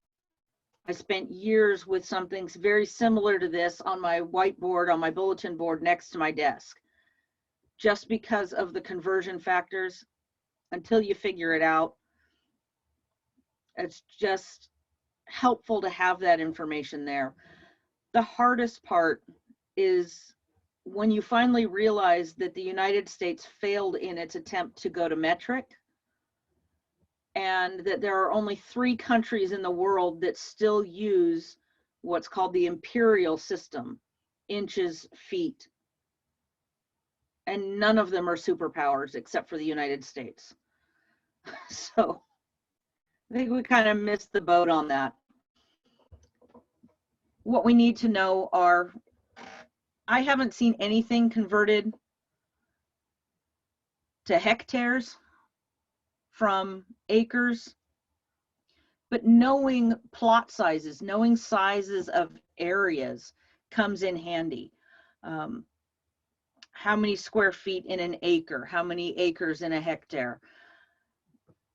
It's also fun to do these conversions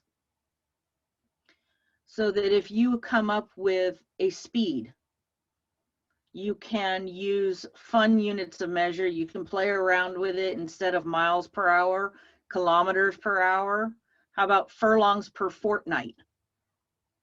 That'll make people think. So what we want to do is keep those conversions in mind. We're going to go from metric to imperial and imperial to metric, and we're going to do conversions amongst the different units of measure. So we need to keep those things handy. We need to keep something available to us so we can find that information pretty quickly. If your calculator does it, if you have a construction calculator, that's great. Really helpful. Kyle, I'm guessing in the back of the surveyor's notebook that you're going to have conversions as well.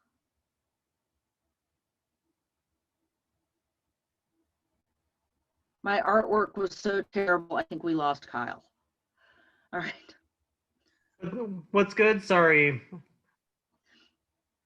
The back of the surveyor's notebook having conversions. Yes. They have a good number of standard conversions. But I'm again echoing what Sarah said. Google is always nice. I have to use both at work, and it's kind of awful. Having those conversions instead of having a system do it for you, having those conversions so you can show your work for the time being, that's going to be expected. Okay, we're going to need to see how you came up with your numbers just for the homework for the time being. So, pain in the ass, sorry. Significant digits. This is something that always screwed me up, and it probably still will. But the number of significant digits is not simply the number of digits beyond the decimal point. It actually encapsulates both sides of the decimal point. So if we look at these following numbers, to which degree we're looking at significant digits, we'll need to look at that, okay? Let me get into my cheat sheet here, which of course. All right. So things to think about. Zeros. Where do zeros fall in terms of being significant or not? I don't want to say they're insignificant, but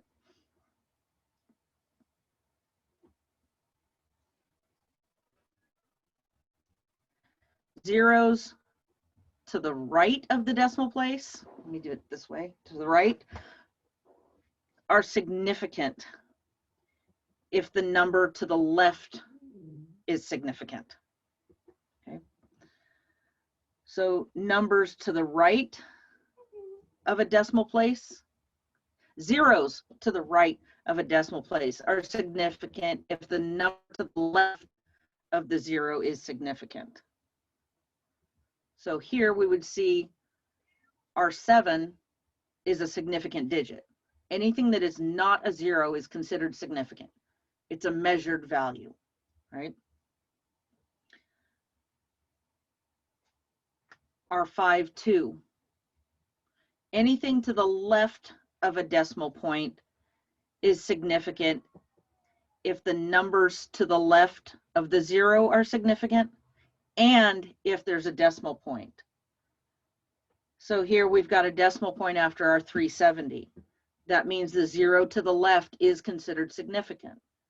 So how many significant digits would I have on that one?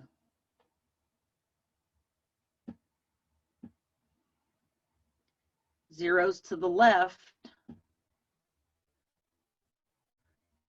if the number to the left of the 0 is significant, so my 3 and my 7 are considered significant, my 0 would be considered significant because of that decimal point. What we're saying is that we've got confidence to that point that that number is correct. Therefore, it is significant. Okay.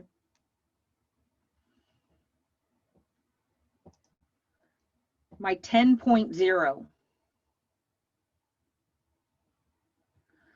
Zeros to the right of the decimal place are significant if the number to the left of the 0 is significant. So I'm going to jump ahead here. Anything that is not a 0 is significant. Anything that is a 0 in between two non-zeros is significant. A leading 0 is not. This 0 would not be. Oops, I clicked ahead.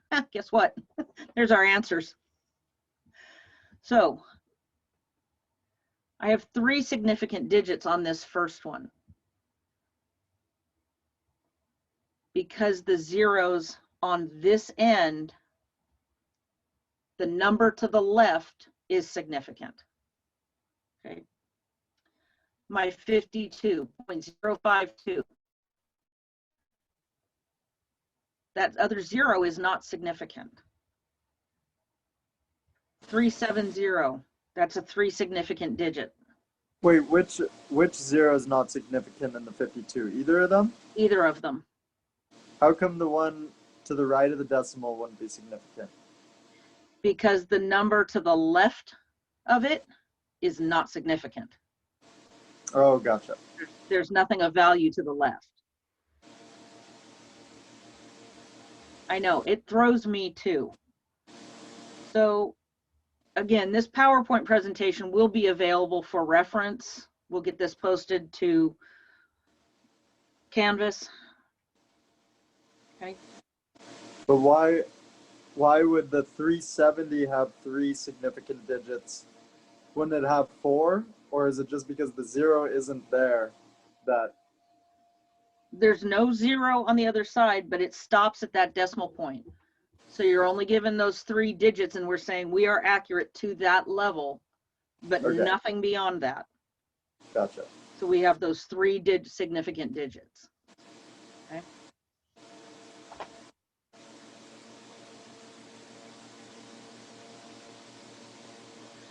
So the 37,000, trailing zeros are not significant if there is no decimal point. So we only have accuracy, we only have confidence in that number for 2 significant digits.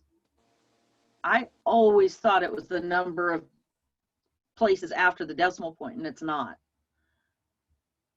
So these rules of thumb, this will be helpful. Okay. So what happens if we add or subtract with significant digits? What happens? What do we end up with? So if I were to add that string of numbers, how many significant digits would I end up getting in my total? So, my dear Aunt Sally, right? If we are multiplying or dividing significant digits, we can only go to the least number of significant digits. All right, so I'm going to back up here for a second. So if I were to multiply 0.052 by 705.001, how many significant digits would I have? If the rule is you can only have the least number of significant digits of the numbers being multiplied, my smallest number of significant digits is 2 in that 0.52. So if I take 2 significant digits and multiply it out by 6 significant digits, my accuracy isn't there. All I can go to is my 2 significant digits. Significant digits the same as like for 52, it would be like 52 to the negative 10th or something. For to the 10 power, to the negative 3, right? yeah, or something, right? Yeah. That's But it's the not same. it's not the same as the power. Okay.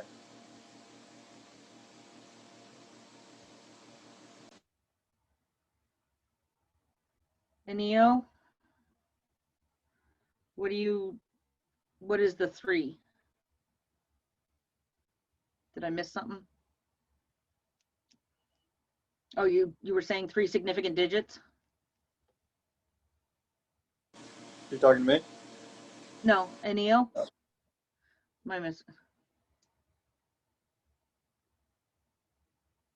Okay, he's muted. All right. So multiplication and division, you are limited to the smallest number of significant digits. That's the most accurate number you have. Even though you've got one that's way more accurate, it's the least number you can get. Adding them up, you are governed by the least number of significant digits. All right, so if we were to find the area of a shower stall that was 3.4 feet by 4.16 feet, what would we get? Thank you, Marcine.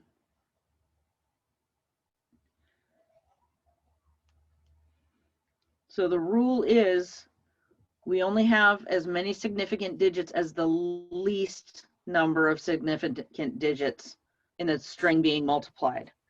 Would it be 3? 2.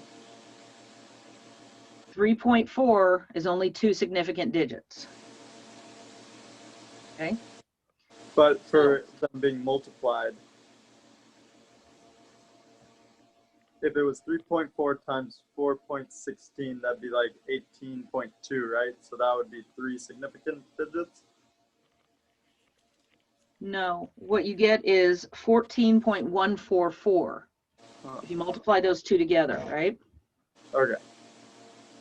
But because we are limited to 2 significant digits based on this 3.4, our answer legitimately is only 14. We can't say that we get any more beyond that decimal point because we are limited by the accuracy of that first number being only 2 significant digits. Okay.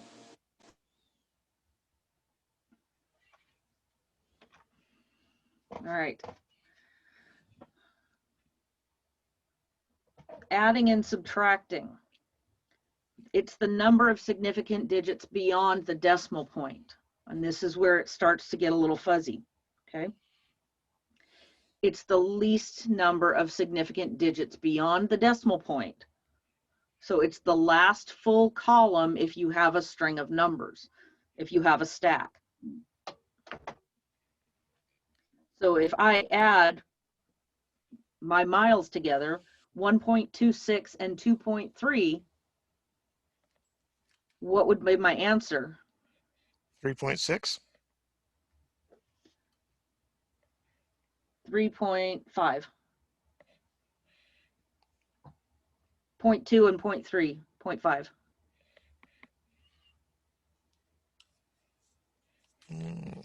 So 1.26. You're making me do math.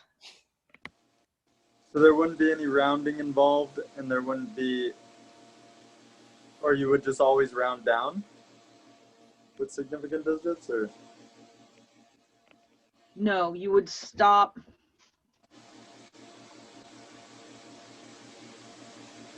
No, you wouldn't. You would round up. I apologize, Kenny, you were correct. You would round up and stop at the number of significant digits. No, you are absolutely correct. Thank you. Okay. Sorry, can you That again, I think that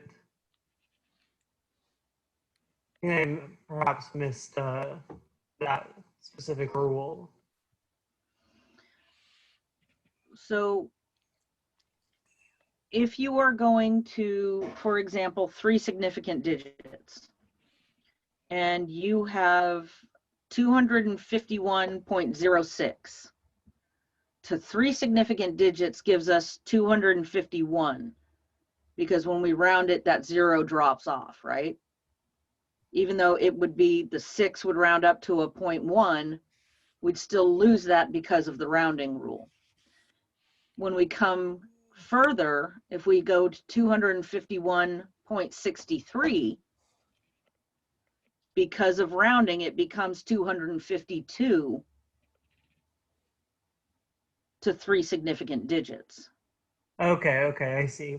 Sorry, I lost my train of thought there for a second. Mine derails all the time. I get it. Okay. So are people scratching their heads? Does it help a little bit? This will be covered in the reading that's going to be assigned. Are there more problems with it that you have, for examples? There are some in the book, and I think we have some in the homework. I can make sure we do.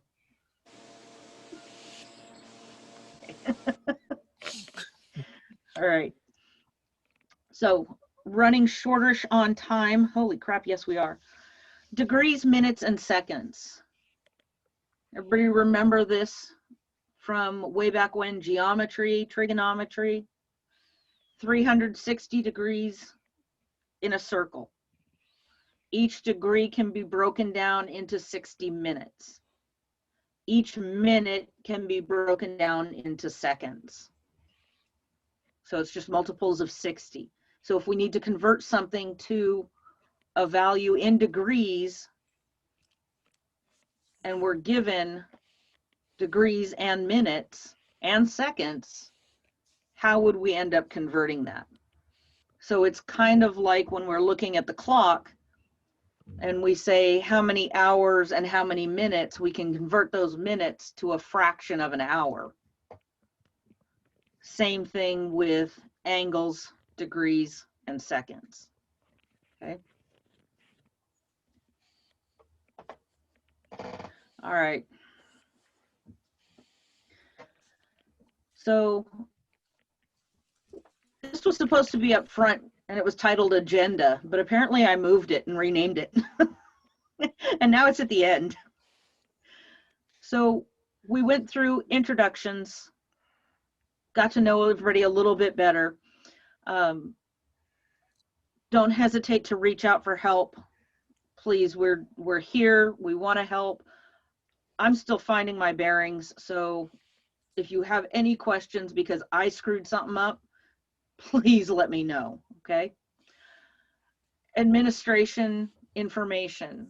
I've got 4 of you, actually 6. I've got 2 wait lists and then 4 of you that were not on my original roster. We'll get that sorted out. Please send me an email in Canvas so that we can get that taken care of. I need your contact information, email, first and last name, and actually your student number if you've got that handy. Drop dead deadlines, dates that we're watching out for. September 12th, last day to add or drop. Was it November 21st, the last day to withdraw? And December 14th, that's going to be our final exam.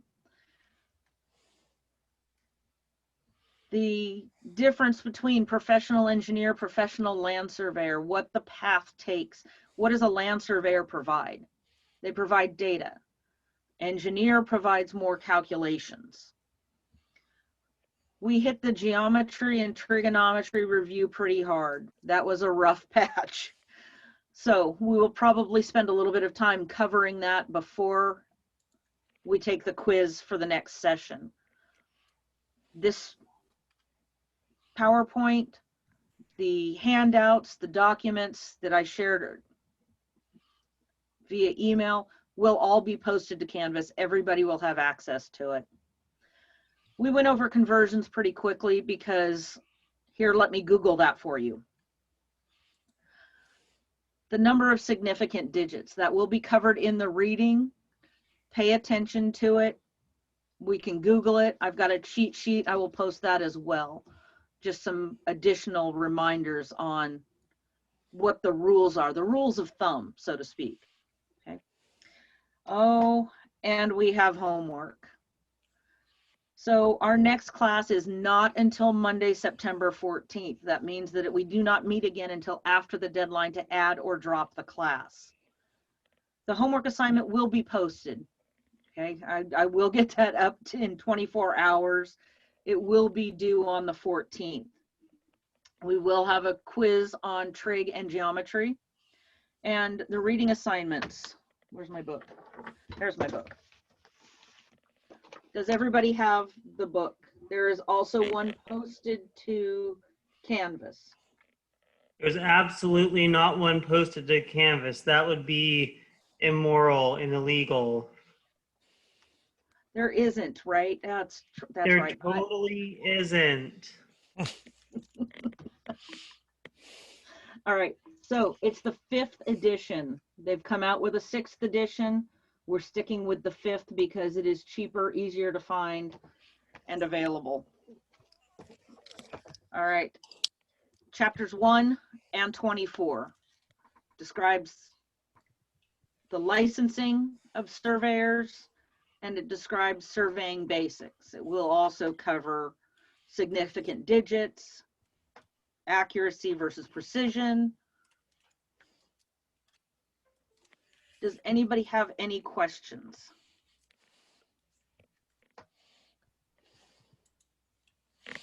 Please come back. Yeah, the email that was sent out says there would be an electronic version of the textbook posted to the Canvas page when it's up and running. So there is no textbook. There is. I guess our only ask would be not to post that other places. I know there's like, right, like is it like Course Hero Check? Just don't post it other places. As long as we keep the PDF internal, it's no problem. The issues arise when people start posting it other places. So you can download it for personal use, all that. We would just ask very nicely for the sake of upcoming generations of students not to share it widely on the web. Right. So we do have an electronic version right now, and I don't need to order the textbook tonight. I believe so. And I think that everything's scanned in there. And if there's not, you can email one of us, and I think we both have the book, and we can upload a few more pages. So Okay. you're the type of person, I'm the type of person that likes a hard copy, but if you're an electronic copy kind of person, then Yeah, man, I've been saving the trees these days. sounds good. Yeah. One other thing as far as saving the trees and all that jazz, Kenny, you mentioned that you had bought a few extra field books just because they're pretty cheap bulk. So if you want to drop your email in the chat, and anyone who wants to contact you about getting a field book at cost can do that. Okay. Yeah, I got a 6-pack, so that was the smallest order I could order through that, and I figured that worked out to be about $5 a piece, so much cheaper than the 7 or 8. Yeah, no staying for lab today. If you check out the schedule that I uploaded to files, normally we wouldn't have our first lab until the evening of the 21st, and then we would actually meet on the 26th. I'm actually going to post our first lab a little bit early, so you have some time to get it finished up. And I'll be on the 14th. So I'll post on the 14th. You'll have a whole week to work on it. It does require you to go outside and walk around a little bit. So I'm gonna have it up for you as soon as possible. And then our first in-person lab will be the 26th.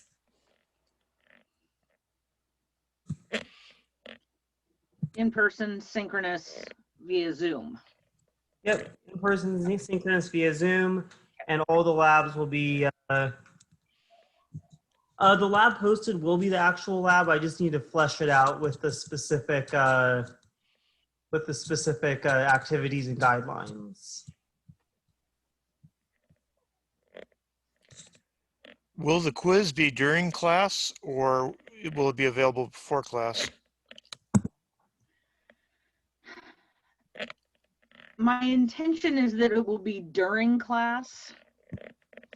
How that's going to be facilitated, we're still trying to figure that out.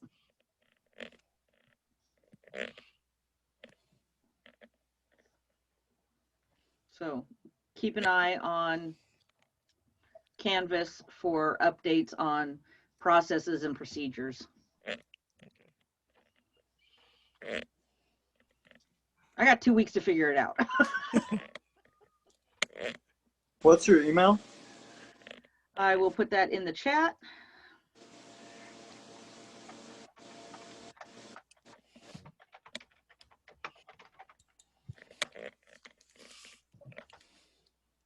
Kyle, you want me to post yours? Sure.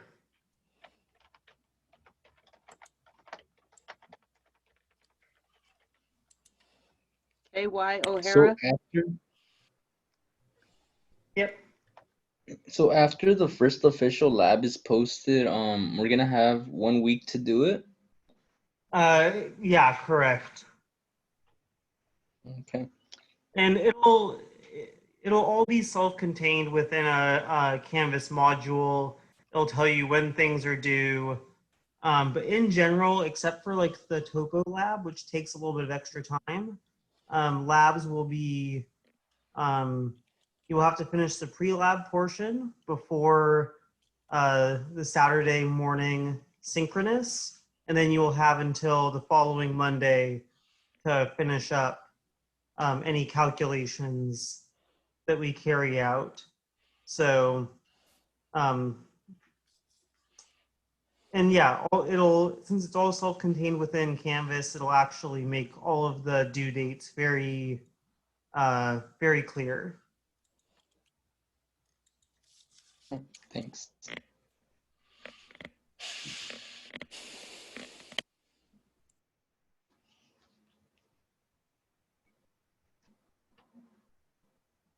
All right. So I will stay online for a little bit. Let me know if you have any questions, anything you want to follow up with. You can privately message me if you need to. If there's anything that we need to do to accommodate your success in the class, let me know. Okay? We definitely want to work with everybody, especially during these times. If you need anything, please speak up. And if nobody's got any questions for the group, I'm turning you loose. Okay. I will post that when I post the homework, how we want that to get messaged to us.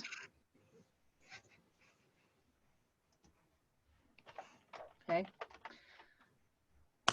The homework's due before the next class next Monday, or the one or the actual next meeting time?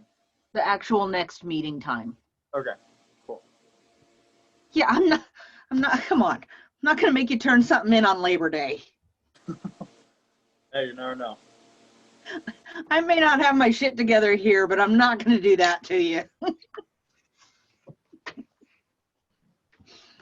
Cool. So All right. if we're trying to add the class, just email you first name, last name, email address, and student number. Yes, please.